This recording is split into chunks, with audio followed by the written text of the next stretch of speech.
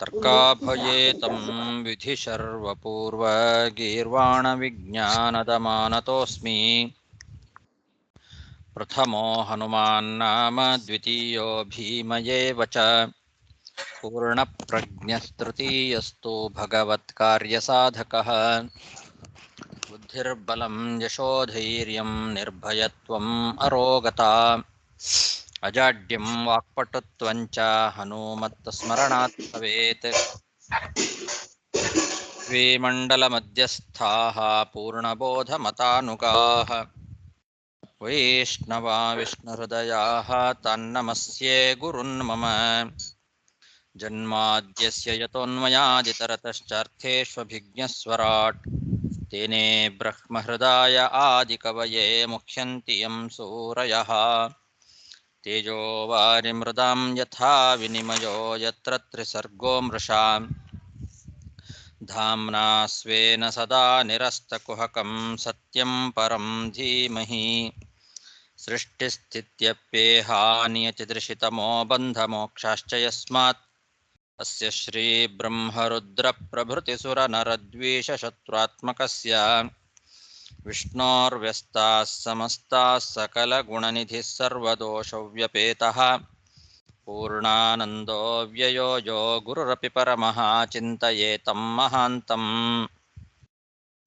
M ಪ್ರವ್ರಜन्तಮನುಪೇತಮಪೇತಕೃತ್ಯಂ ದ್ವೈಪಾಯನೋ ವಿರಹಕಾತರ ಆಜುಹಾವ ಪುತ್ರೇತಿ ತನ್ಮಯತಯಾ ತರವೋಪಿ ನೇದುಃ तं ಸರ್ವಭೂತಹೃದಯಂ ಮುನಿಮಾನತೋऽಸ್ಮಿ. ಶ್ರೀಗುರುಭ್ಯೋ ನಮಃ. ಹರಿ ಓಂ. ಶ್ರೀಮದ್ಭಾಗವತದ ಚತುರ್ಥ ಸ್ಕಂಧ 23ನೇ ಅಧ್ಯಾಯದಲ್ಲಿ ಇವತ್ತು 10ನೇ ಶ್ಲೋಕ.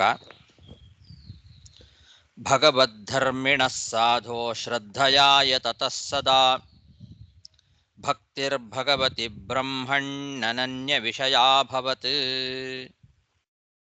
ಪೃಥು ಮಹಾರಾಜ ತಪೋವನದಲ್ಲಿ ವಾನಪ್ರಸ್ಥಾಶ್ರಮದಲ್ಲಿ ತಪಸ್ಸನ್ನು ಮಾಡ್ತಾ ಇದ್ದಾನೆ. ಭಗವಂತನ ಆದೇಶದಂತೆ ಸನತ್ ಕುಮಾರ ಯಾವ ರೀತಿ ಆದೇಶ ಮಾಡಿದ್ನೋ, ಉಪದೇಶವನ್ನು ಮಾಡಿದ್ನೋ, ಅದೇ ರೀತಿಯಲ್ಲಿ ಆ ಭಗವಂತನ ಉಪಾಸನೆಯನ್ನು ಮಾಡಿ ಪರಮಪುರುಷನಾದ ಶ್ರೀಮನ್ನಾರಾಯಣನನ್ನು ಆರಾಧನೆ ಮಾಡಿದ. ಸದಾ ಶ್ರದ್ಧೆಯಿಂದ ಪ್ರಯತ್ನವನ್ನು ಮಾಡ್ತಾ ಭಗವಂತನ ಪ್ರೀತಿಗೋಸ್ಕರನೇ ಕರ್ಮವನ್ನು ಮಾಡಿದ. ಅವನಿಗೆ ಬೇರೆ ಯಾವುದರಲ್ಲಿಯೂ ಕೂಡ ಆಸಕ್ತಿ ಇರಲಿಲ್ಲ. ಕೇವಲ ಭಗವತ್ ಪ್ರೀತ್ಯರ್ಥವಾಗಿ ಸಕಲ ಕರ್ಮಗಳನ್ನೂ ಕೂಡ ಶ್ರದ್ಧಾ ಭಕ್ತಿ ಪುರಸ್ಸರವಾಗಿ ಪ್ರಯತ್ನಪೂರ್ವಕವಾಗಿ ಮಾಡ್ತಾ ಇದ್ದಾನೆ. ಹೀಗೆ ಮಾಡಿದ ಆ ರಾಜನಿಗೆ ಗುಣಪರಿಪೂರ್ಣನಾದಂತಹ ಭಗವಂತನಲ್ಲಿ ಅನನ್ಯವಾದ ಭಕ್ತಿ ಉಂಟಾಯ್ತಂತೆ.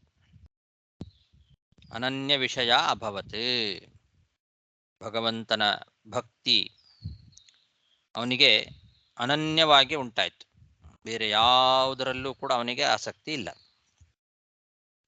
ಭಗವದ್ಧರ್ಮಿಣಃ ಸಾಧೋ ಶ್ರದ್ಧಯಾ ತತಃ ಸದಾ ಭಕ್ತಿರ್ಭಗವತಿ ಬ್ರಹ್ಮಣ್ಯನನ್ಯ ವಿಷಯಾಭವತ್. ತಸ್ಯಾನಯಾ ಭಗವತಃ ಪರಿಶುದ್ಧಕರ್ಮ ಸತ್ವಾತ್ಮನಸ್ತದನು ಸಂಸ್ಮರಣಾನುಪೂರ್ವ್ಯಾ. ಜ್ಞಾನಂ ವಿರಕ್ತಿಮದಭೂನ್ನಿಶಿತೇನ ಯೇನ ಚಿಚ್ಛೇದ ಸಂಶಯ ಪದಂ ನಿಜ ಜೀವಕೋಶಂ.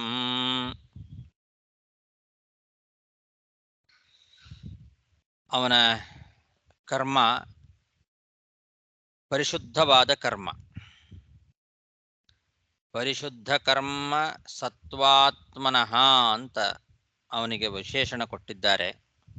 ಪೃಥು ಮಹಾರಾಜನ ಕರ್ಮ ಪರಿಶುದ್ಧವಾದ ಕರ್ಮ ಮತ್ತು ಸತ್ವಗುಣಯುಕ್ತವಾದ ಮನಸ್ಸು. ಸತ್ವಾತ್ಮ, ಆತ್ಮ ಅಂದರೆ ಮನಸ್ಸು ಅಂತ ಅರ್ಥ. ಸತ್ವಾತ್ಮನಃ ಅಂದರೆ ಒಳ್ಳೆ ಶುದ್ಧವಾದ ಮನಸ್ಸು, ಸತ್ವಗುಣಯುಕ್ತವಾದ ಮನಸ್ಸಿನಿಂದ ಕೂಡಿದವನಾಗಿದ್ದ ಆ ಪೃಥು ಮಹಾರಾಜ. ಅಂತಹ ರಾಜನಿಗೆ ಭಗವಂತನಲ್ಲಿ ಅನನ್ಯವಾದ ಭಕ್ತಿ ಏನುಂಟಾಗಿತ್ತು, ಅದರಿಂದ ವಿಷಯ ಪದಾರ್ಥಗಳ ವೈರಾಗ್ಯದಿಂದ ಸಹಿತವಾದ ಭಗವಂತನ ಅಪರೋಕ್ಷ ಜ್ಞಾನ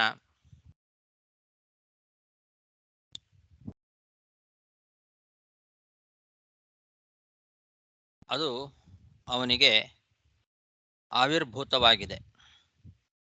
ಅವನು ಮಾಡಿದಂತಹ ನಿರಂತರವಾದ ಧ್ಯಾನದ ಫಲವಾಗಿ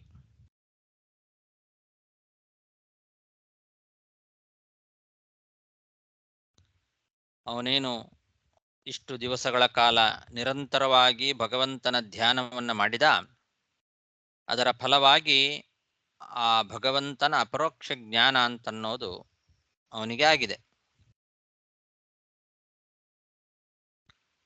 ಆ ಜ್ಞಾನ ಭಕ್ತಿಯಿಂದ ಹರಿತವಾಗಿತ್ತು.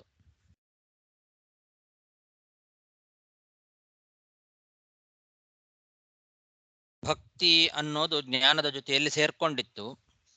ಹಾಗಾಗಿ ಜ್ಞಾನ ಅನ್ನೋದು ಒಂದು ಕತ್ತಿ ಅಂತ ಇಟ್ಟುಕೊಂಡ್ರೆ, ಆ ಕತ್ತಿಗೆ ಭಕ್ತಿ ಸೇರಿದಾಗ ಅದು ಇನ್ನೂ ಚೂಪಾಗಿತ್ತು.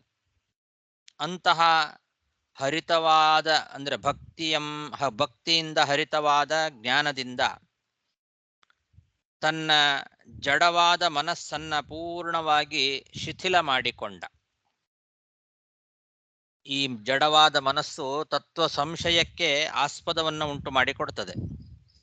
ತತ್ವಜ್ಞಾನದ ಸಂಶಯಕ್ಕೆ ಆಸ್ಪದವನ್ನು ಉಂಟು ಮಾಡಿಕೊಡ್ತಕ್ಕಂತಹ ಯಾವ ಒಂದು ಜಡ ಮನಸ್ಸಿದೆ, ಅಂತಹ ಮನಸ್ಸನ್ನ ಭಕ್ತಿಯಿಂದ ಹರಿತವಾಗಿರ್ತಕ್ಕಂತಹ ಜ್ಞಾನದಿಂದ ಶಿಥಿಲ ಮಾಡಿಕೊಂಡ, ಚಿಚ್ಛೇದ, ಕತ್ತರಿಸಿಬಿಟ್ಟ ಅಂತರ್ಥ. ಅಂದರೆ ಭಕ್ತಿಯಿಂದ ಹರಿತ ಮಾಡಿಕೊಂಡಂತಹ ಜ್ಞಾನದಿಂದ ಸಂಶಯ ಪದಂ, ತತ್ವ ಸಂಶಯಕ್ಕೆ ಆಸ್ಪದವಾದ ಯಾವ ತನ್ನ ಜಡವಾದ ಮನಸ್ಸಿದೆ, ಆ ಮನಸ್ಸನ್ನ ಚಿಚ್ಛೇದ ಅಂದರೆ ಶಿಥಿಲ ಮಾಡಿಕೊಂಡ ಅಂತರ್ಥ. ಇಲ್ಲಿ ಸ್ವಲ್ಪ ಪದಗಳು ಅಷ್ಟು ಸುಲಭವಾಗಿ ಅರ್ಥ ಆಗೋದಿಲ್ಲ. ಈ ಪೃಥು ಮಹಾರಾಜ ಒಬ್ಬ ಕರ್ಮಜ ದೇವತೆ. ಇಲ್ಲೇನು ಹೇಳಿದ್ದಾರೆ, ಅವನಿಗೆ ಈಗ ಮಾಡಿದ ನಿರಂತರವಾದ ಧ್ಯಾನದ ಫಲವಾಗಿ ಅಪರೋಕ್ಷ ಅಂತನ್ನೋದು ಆಯಿತು ಅಂತ ಹೇಳ್ತಾ ಇದ್ದಾರೆ. ಕರ್ಮಜ ದೇವತೆಯಾದ ಪೃಥು ಮಹಾರಾಜ ಪರೋಕ್ಷ ಜ್ಞಾನಿಯೇ ಆಗಿದ್ದ. ಈಗ ಪುನಃ ಅಪರೋಕ್ಷ ಜ್ಞಾನವನ್ನು ಪಡೆದ ಅಂದರೆ ಏನರ್ಥ, ಅದು ಹೇಗೆ ಸಾಧ್ಯ ಅಂತ ಒಂದು ಪ್ರಶ್ನೆ ಬರ್ತದೆ. ಅವನೊಬ್ಬ ಕರ್ಮಜ ದೇವತೆ ಅಂತಂದ ಮೇಲೆ ಅವನು ಅಪರೋಕ್ಷ ಜ್ಞಾನಿಯೇ. ಅಪರೋಕ್ಷ ಜ್ಞಾನಿಯೇ ಆಗಿದ್ದಂತಹ ಆ ಪೃಥು ಮಹಾರಾಜ ಈಗ ಅಪರೋಕ್ಷವನ್ನು ಪಡೆದ ಅಂತಂದ್ರೆ ಹೇಗೆ? ಈ ಪ್ರಶ್ನೆಗೆ ಬೇರೆ ವ್ಯಾಖ್ಯಾನಕಾರರು ಈಗ ಅವನಿಗೆ ಬಂದ ಜ್ಞಾನ ಏನಿದೆ, ಈ ಜ್ಞಾನವನ್ನ ಅಪರೋಕ್ಷ ಜ್ಞಾನ ಅಂತ ಅನ್ನೋದಿಲ್ಲ. ಆದರೂ ಈ ಹಿಂದೆ ಪೃಥ್ವಿಗೆ ಜ್ಞಾನ ಇತ್ತು, ಈಗ ಹೊಸದಾಗಿ ಜ್ಞಾನ ಬಂದಿದೆ ಅನ್ನೋದು ಹೇಗೆ ಅನ್ನೋ ಪ್ರಶ್ನೆ ಅವರಿಗೂ ಕೂಡ ಇದ್ದೇ ಇದೆ. ಅಪರೋಕ್ಷ ಜ್ಞಾನ ಅಂತ ಅನ್ನೋದಿಲ್ಲ ಅಷ್ಟೇ, ಆದರೂ ಕೂಡ ಜ್ಞಾನವೂ ಇತ್ತಲ್ಲ. ಅಪರೋಕ್ಷ ಜ್ಞಾನ ಅಲ್ಲ, ಜ್ಞಾನ ಅಂತ ಅಷ್ಟೇ ಇಟ್ಕೊಂಡ್ರು ಕೂಡ ಅದು ಇತ್ತು ಮೊದಲು. ಮತ್ತೆ ಹೊಸದಾಗಿ ಜ್ಞಾನ ಬಂತು ಅಂದ್ರೆ ಏನೋ ಅನ್ನೋ ಪ್ರಶ್ನೆ ಅಲ್ಲೂ ಬಂದೇ ಬರ್ತದೆ. ಅದನ್ನು ಅವರು ಯಾರು ವಿಚಾರ ಮಾಡಿಲ್ಲ.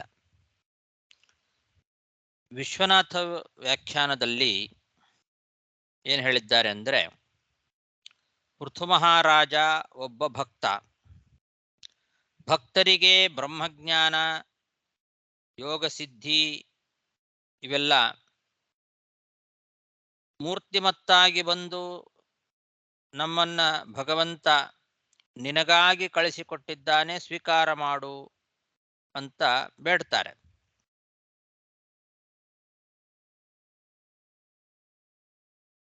ಭಕ್ತರು ಭಕ್ತಿಯನ್ನ ಆಸ್ವಾದನೆ ಮಾಡ್ತಾರೆ, ಬ್ರಹ್ಮಜ್ಞಾನವನ್ನ ಬೇಡ ಅಂತಾರೆ. ಭಕ್ತಿಯನ್ನೇ ಆಸ್ವಾದನೆ ಮಾಡ್ತಾರೆ, ಬ್ರಹ್ಮಜ್ಞಾನ ಬೇಡ ಅಂತಕ್ಕಂಥವ್ರು ಭಕ್ತರು. ಬ್ರಹ್ಮಜ್ಞಾನದಿಂದ ಮುಂದೆ ಲಿಂಗದೇಹ ಭಂಗ ಆಗಬೇಕಾಗಿದೆ. ಆ ಲಿಂಗದೇಹ ಭಂಗವನ್ನ ಭಕ್ತಿಯೇ ನಿಧಾನವಾಗಿ ಆ ಭಕ್ತನಿಗೆ ಗೊತ್ತಿಲ್ಲದಂತೆಯೇ ಮಾಡಿಬಿಡತ್ತಂತೆ.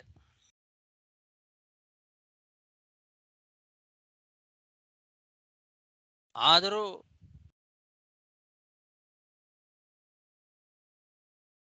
ಲಿಂಗದೇಹ ಭಂಗಕ್ಕೋಸ್ಕರ ಬ್ರಹ್ಮಜ್ಞಾನವನ್ನ ಸ್ವೀಕಾರ ಮಾಡಿದ ಅಂತ ಅದಕ್ಕೊಂದು ದೃಷ್ಟಾಂತ ಕೂಡ ಕೊಡ್ತಾರೆ ಅವರು. ನಾವು ಊಟ ಮಾಡಿದ ಅನ್ನ ಜಠರಾಗ್ನಿಯಿಂದಲೇ ಜೀರ್ಣವಾಗ್ತದೆ. ಆದರೂ ಬೇಗ ಜೀರ್ಣ ಆಗಲಿ ಅನ್ನೋದಕ್ಕೋಸ್ಕರ ಔಷಧವನ್ನ ಸ್ವೀಕಾರ ಮಾಡ್ತೇವಲ್ಲ, ಹಾಗೆ ಈ ಪೃಥು ಮಹಾರಾಜ ಬ್ರಹ್ಮಜ್ಞಾನವನ್ನ ಬೇಡ ಅಂತಾನೆ ಹೇಳ್ತಕ್ಕಂಥವನು. ಭಕ್ತರು ಯಾವಾಗಲೂ ಕೂಡ ಬ್ರಹ್ಮಜ್ಞಾನವನ್ನ ಬೇಡ ಅಂತಾನೆ ಹೇಳ್ತಾರೆ, ಭಕ್ತಿಯನ್ನ ಮಾತ್ರ ಸ್ವೀಕಾರ ಮಾಡ್ತಾರೆ. ಭಕ್ತಿಯಿಂದಲೇ ಲಿಂಗದೇಹ ಭಂಗ ಆಗತ್ತೆ ನಿಧಾನವಾಗಿ. ಅವರಿಗೆ ಗೊತ್ತಿಲ್ಲದಂತೆ ಲಿಂಗದೇಹ ಭಂಗ ಭಕ್ತಿಯಿಂದಲೇ ನಿಧಾನವಾಗಿ ಆಗತ್ತೆ. ಆದರೂ ಕೂಡ ಆ ಭಗವಂತ ಕೊಟ್ಟ ಬ್ರಹ್ಮಜ್ಞಾನವನ್ನ ಇನ್ನೂ ಶೀಘ್ರವಾಗಿ ಲಿಂಗದೇಹ ಭಂಗ ಆಗಲಿ ಅನ್ನೋದಕ್ಕೋಸ್ಕರ ಸ್ವೀಕಾರ ಮಾಡಿದ ಅಂತ ಈ ರೀತಿ ಇವರು ವಿಶ್ವನಾಥ ವ್ಯಾಖ್ಯಾನದಲ್ಲಿ ಹೇಳಿದ್ದಾರೆ. ವಸ್ತುತಃ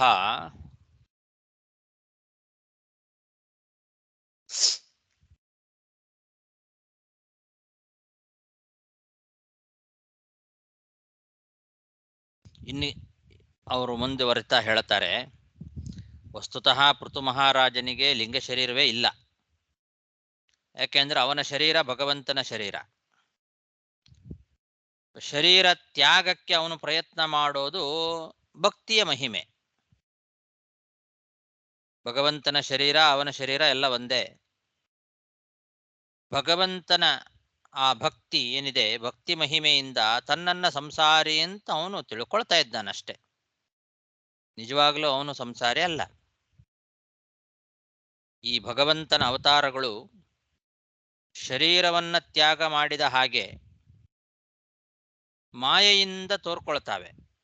ಅದರಂತೆ ಪೃಥು ಮಹಾರಾಜ ಹಾಗೆ ಮಾಡ್ತಾ ಇದ್ದಾನೆ ಅಂತ ಹೀಗೆಲ್ಲ ವ್ಯಾಖ್ಯಾನ ಮಾಡಿದ್ದಾರೆ. ಇದು ಯಾವುದಕ್ಕೂ ಪ್ರಮಾಣ ಇಲ್ಲ. ಇವರು ಹೇಳಿದ ಈ ಯಾವ ವಿಷಯಗಳಿಗೂ ಕೂಡ ಪ್ರಮಾಣ ಇಲ್ಲ.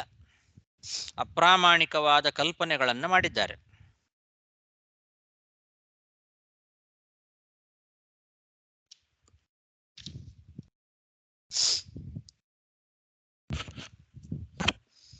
ಹಾಗಾದ್ರೆ ಇದಕ್ಕೆ ಉತ್ತರ ಏನು ಅಂತಂದ್ರೆ, ಮಧ್ವಾಚಾರ್ಯರು ತಂತ್ರಸಾರ ಅಂತನ್ನೋ ಗ್ರಂಥದ ಒಂದು ಶ್ಲೋಕವನ್ನ ನಮಗೆ ಇಲ್ಲಿ ಉದಾಹರಿಸಿ, ಕರ್ಮಜ ದೇವತೆಯಾದ ಪೃಥು ಮಹಾರಾಜ ಮೊದಲೇ ಅಪರೋಕ್ಷ ಜ್ಞಾನಿ ಆಗಿದ್ದ, ಈಗ ಪುನಃ ಅಪರೋಕ್ಷ ಜ್ಞಾನವನ್ನು ಪಡೆದ ಅಂದ್ರೆ ಏನರ್ಥ ಅನ್ನೋದರ ವಿವರಣೆಯನ್ನ ತಂತ್ರಸಾರ ಗ್ರಂಥದ ವಾಕ್ಯವನ್ನು ಉದಾಹರಿಸಿ ನಮಗೆ ತಿಳಿಸಿಕೊಟ್ಟಿದ್ದಾರೆ. ಆವಿರ್ಭಾವತಿರೋ ಭಾವೌ ಜ್ಞಾನಸ್ಯ ಜ್ಞಾನಿನೋಪಿತು ಅಪೇಕ್ಷ್ಯಾಜ್ಞಸ್ತಥಾ ಜ್ಞಾನಂ ಉತ್ಪನ್ನಮಿತಿ ಚೋಚ್ಯತೆ ಇತಿ ತಂತ್ರಸಾರೇ. ಅಪರೋಕ್ಷ ಜ್ಞಾನಿಗಳಿಗೂ ಕೂಡ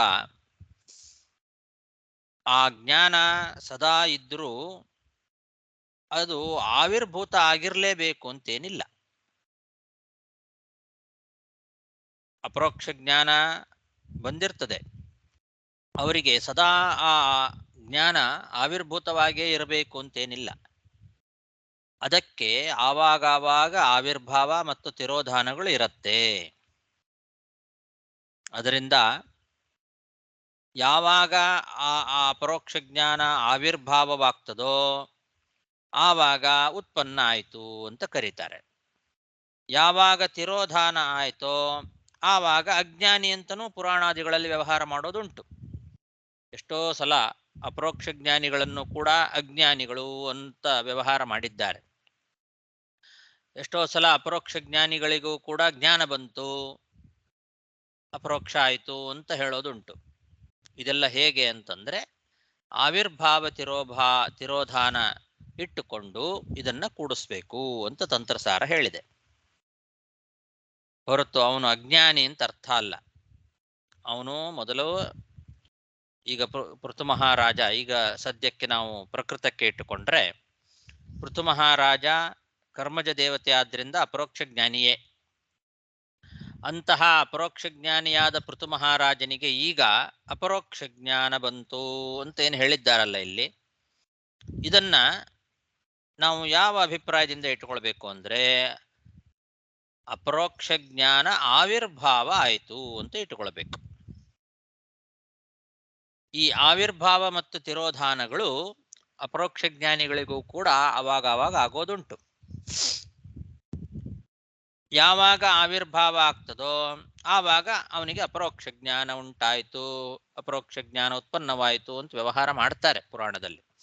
ಉತ್ಪನ್ನವಾಯಿತು ಅಂದ್ರೆ ಇಲ್ಲದೇ ಇರೋದು ಮತ್ತೆ ಹುಟ್ಟಿತು ಅಂತ ಅರ್ಥ ಅಲ್ಲ. ಅದು ಅಪರೋಕ್ಷ ಜ್ಞಾನ ಯಾವಾಗಲೂ ಇದ್ದೇ ಇರ್ತದೆ ಅಪರೋಕ್ಷ ಜ್ಞಾನಿಗಳಿಗೆ.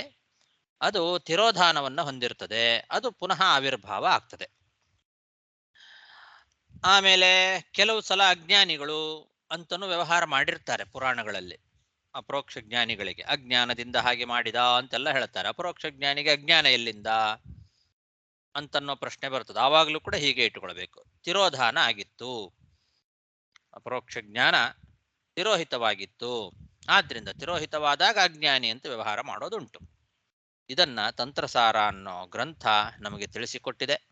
ಅದನ್ನ ನಮಗೆ ಮಧ್ವಾಚಾರ್ಯರು ಮಾತ್ರ ಆ ಶ್ಲೋಕವನ್ನು ಉದಾಹರಿಸಿ ಇಲ್ಲಿ ಈ ಪೃಥು ಮಹಾರಾಜನಿಗೆ ಅಪರೋಕ್ಷ ಜ್ಞಾನ ಆಯಿತು ಅನ್ನೋ ಈ ಭಾಗವತದ ಶ್ಲೋಕದ ಅಭಿಪ್ರಾಯವನ್ನು ಸ್ಪಷ್ಟಪಡಿಸ್ತಾ ಇದ್ದಾರೆ. ತಸ್ಯಾನಯಾ ಭಗವತ ಪರಿಶುದ್ಧ ಕರ್ಮ ಸತ್ವಾತ್ಮನಸ್ತದನು ಸಂಸ್ಮರಣಾನುಪೂರ್ವ್ಯಾ ಜ್ಞಾನಂ ವಿರಕ್ತಿಮದಭೂನ್ನಿಶಿತೇನ ಯೇನ ಚಿಚ್ಛೇದ ಸಂಶಯ ಪದಂ ನಿಜ ಜೀವಕೋಶಂ.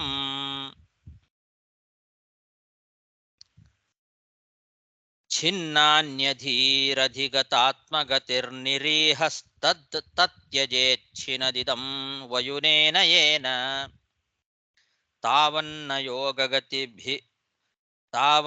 ಯೋಗಗತಿಭಿರ್ಯತಿರಪ್ರಯತ್ನೋ ಯಾವದ್ಗದಾಗ್ರಜ ಕಥಾಸುರತಿಂ ನ ಕುರ್ಯಾತ್. ಹಾಗೆ ಮುಂದುವರಿಸ್ತಾ ಹೇಳ್ತಾ ಇದ್ದಾರೆ, ಅಪರೋಕ್ಷ ಜ್ಞಾನವನ್ನ ಏನು ಆವಿರ್ಭಾವ ಮಾಡಿಕೊಂಡ ಈ ಪೃಥು ಮಹಾರಾಜ ಆ ಅಪರೋಕ್ಷ ಜ್ಞಾನದಿಂದ ಸಂಶಯ ಜ್ಞಾನವನ್ನ ಪೂರ್ಣವಾಗಿ ನಾಶ ಮಾಡಿಕೊಂಡ. ನಿಜ ಜೀವಕೋಶಂ ಸಂಶಯ ಪದಂ ಚಿಚ್ಛೇದ ಅಂತ ಹಿಂದಿನ ಶ್ಲೋಕದಲ್ಲಿ ಹೇಳಿದರು.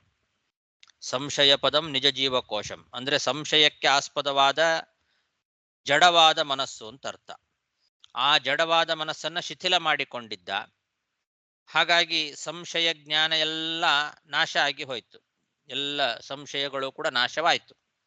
ಜಡವಾದ ಮನಸ್ಸಿನಲ್ಲಿದ್ದಂತಹ ಎಲ್ಲ ಸಂಶಯಗಳು ನಾಶವಾಯಿತು. ತತ್ವಕ್ಕೆ ಸಂಬಂಧಪಟ್ಟಂತಹ ಎಲ್ಲ ಸಂಶಯವನ್ನು ನಾಶ ಮಾಡಿಕೊಂಡ ಈ ಅಪರೋಕ್ಷ ಜ್ಞಾನದಿಂದ. ಅಂತಹ ಈ ಪೃಥು ಮಹಾರಾಜ ವ್ಯರ್ಥ ಕರ್ಮಗಳನ್ನೆಲ್ಲ ತ್ಯಾಗ ಮಾಡಿದ. ತನ್ನ ಸ್ವರೂಪ ಜ್ಞಾನವನ್ನ ಅಭಿವ್ಯಕ್ತಿ ಮಾಡಿಕೊಂಡ. ಅದರ ಬಲದಿಂದ ಮನಸ್ಸಿನಲ್ಲಿ ಇದ್ದ ಆ ಅಪರೋಕ್ಷ ಜ್ಞಾನವನ್ನು ಕೂಡ ಇದು ನಶ್ವರ ಅನಪೇಕ್ಷಿತ ಅಂತ ತಿಳ್ಕೊಂಡ.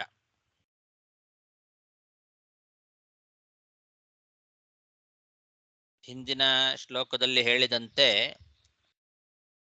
ಸಂಶಯಕ್ಕೆ ಆಸ್ಪದವಾದ ಯಾವ ಒಂದು ಜಡ ಮನಸ್ಸಿದೆ ಆ ಮನಸ್ಸನ್ನ ಈ ಅಪರೋಕ್ಷ ಜ್ಞಾನದಿಂದಲೇನೆ ಶಿಥಿಲ ಮಾಡಿಕೊಂಡಿದ್ದ. ಆದರೆ ಅದೇನೇ ಇದ್ರೂ ಜಡ ಮನಸ್ಸಿನ ಪರಿಣಾಮ ರೂಪವಾಗಿದ್ದು, ಆದ್ರಿಂದ ಅದು ಕ್ಷಣ ಮಾತ್ರ ಇರುವಂಥದ್ದು. ಬ್ರಹ್ಮ ಸ್ವರೂಪ ಜ್ಞಾನ ಏನಿದೆ, ತನ್ನ ಸ್ವರೂಪಭೂತವಾದ ಜ್ಞಾನ ಅದೇ ಶಾಶ್ವತ ಅನ್ನೋ ಒಂದು ಜ್ಞಾನದಿಂದ ಹೀಗೆ ತಿಳ್ಕೊಂಡ ಅವನು. ಮನಸ್ಸಿನಲ್ಲಿರುವ ಆ ಜ್ಞಾನವೂ ಕೂಡ ಅನಪೇಕ್ಷಿತ ಅಂತ ತಿಳ್ಕೊಂಡದ್ದು ಅಭಿಪ್ರಾಯ ಹಾಗೆ. ಸ್ವರೂಪ ಜ್ಞಾನವೇ ಶಾಶ್ವತವಾದದ್ದು ಅನ್ನೋ ಅಭಿಪ್ರಾಯದಿಂದ ಅವನಿಗೆ ಸ್ವರೂಪ ಜ್ಞಾನ ಆಗಲೇ ಆವಿರ್ಭೂತವಾಗಿತ್ತು. ಭಗವಂತನ ಕಥೆಗಳಲ್ಲಿ ದೃಢವಾದ ಆಸಕ್ತಿಯೇ ಸ್ವರೂಪ ಜ್ಞಾನ ಆವಿರ್ಭಾವದ ಕಾರ್ಯ. ಅದು ಇಲ್ಲದೇ ಇರುವಾಗ ಜಡ ಮನಸ್ಸಿನ ಪ್ರಯತ್ನ ಬೇಕಾಗ್ತದೆ.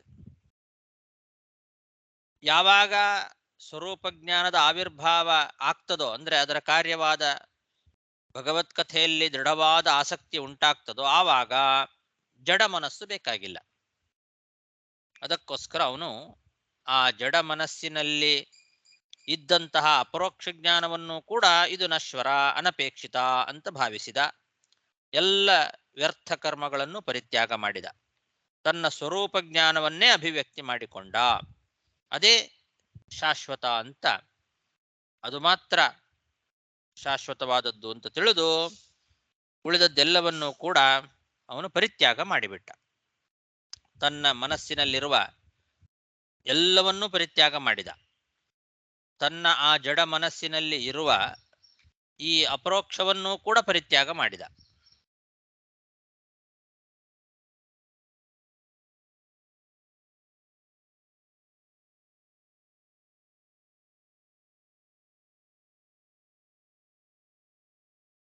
ಜಡ ಮನಸ್ಸಿನಲ್ಲಿರುವ ಅಪರೋಕ್ಷ ಅಂತನ್ನೋದು ಅದನ್ನ ಕ್ಷಣ ಮಾತ್ರ ಇರುವಂಥದ್ದು. ಯಾಕೆ?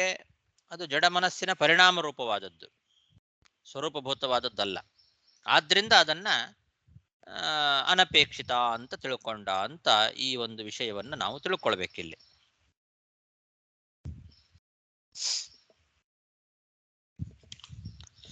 ಈಗ ಅವನಿಗಿನ್ನೂ ಲಿಂಗದೇಹ ಭಂಗ ಆಗಿಲ್ಲ.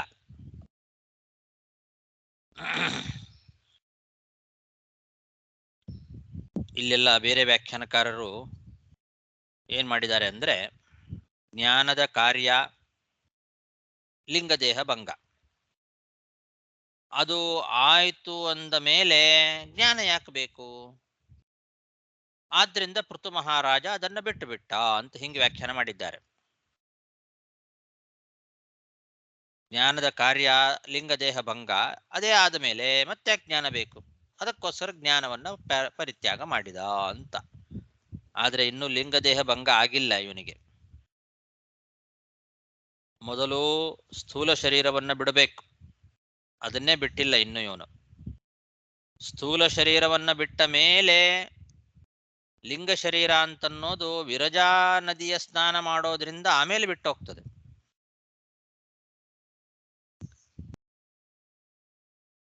ಆದ್ರಿಂದ ಇಲ್ಲಿ ಹೇಳ್ತಾ ಇರುವಂತಹ ಲಿಂಗಭಂಗ ಅಂದ್ರೆ ಅದು ಲಿಂಗ ಶರೀರದ ವಿಯೋಗ ಅಲ್ಲ.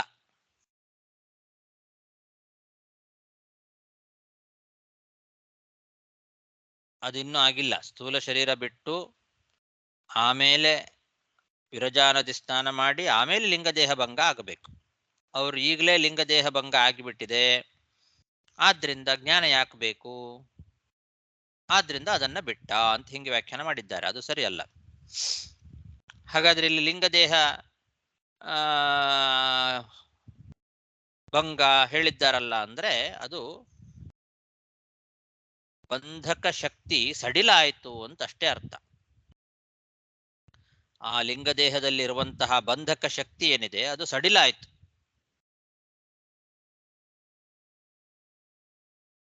ಜ್ಞಾನ ಇಲ್ಲದೆ ಹೋದರೆ ಬಂಧಕ ಶಕ್ತಿ ದೃಢ ಆಗಿಬಿಡತ್ತೆ. ಅದರಿಂದ ಜ್ಞಾನವನ್ನ ಯಾವ ಜ್ಞಾನಿಗಳು ಕೂಡ ಬಿಟ್ಟು ಬಿಡೋ ಹಾಗಿಲ್ಲ. ಹಾಗಾಗಿ ಲಿಂಗದೇಹ ಭಂಗ ಆಯಿತು ಅಂತಂದ್ರೆ ಲಿಂಗದೇಹದ ಬಂಧಕ ಶಕ್ತಿ ಸಡಿಲ ಆಯಿತು ಅಂತ ಅಷ್ಟೇ ಅರ್ಥ ಇಟ್ಟುಕೊಳ್ಬೇಕು. ಇನ್ನೂ ಪೂರ್ತಿ ಲಿಂಗದೇಹ ಭಂಗ ಆಗಿಲ್ಲ ಇವನಿಗೆ. ಇನ್ನು ಮತ್ತೊಬ್ಬ ವ್ಯಾಖ್ಯಾನದಲ್ಲಿ, ವೀರರಾಘವ ವ್ಯಾಖ್ಯಾನದಲ್ಲಿ, ದೇಹಾತ್ಮ ವಿವೇಕ ಜ್ಞಾನದಿಂದ ಆತ್ಮ ಅಪರೋಕ್ಷ ಆದಾಗ ಆತ್ಮಾಪರೋಕ್ಷದಲ್ಲಿ ಆತ್ಮ ಮಾತ್ರ ಕಾಣ್ತದೆ, ದೇಹ ಕಾಣೋದಿಲ್ಲ. ಆದ್ರಿಂದ ದೇಹ ವಿಷಯಕವಾದ ದೇಹಾತ್ಮ ವಿವೇಕ ಜ್ಞಾನವನ್ನ ಬಿಟ್ಟ ಅಂತ ಹೇಳಿದ್ದಾರೆ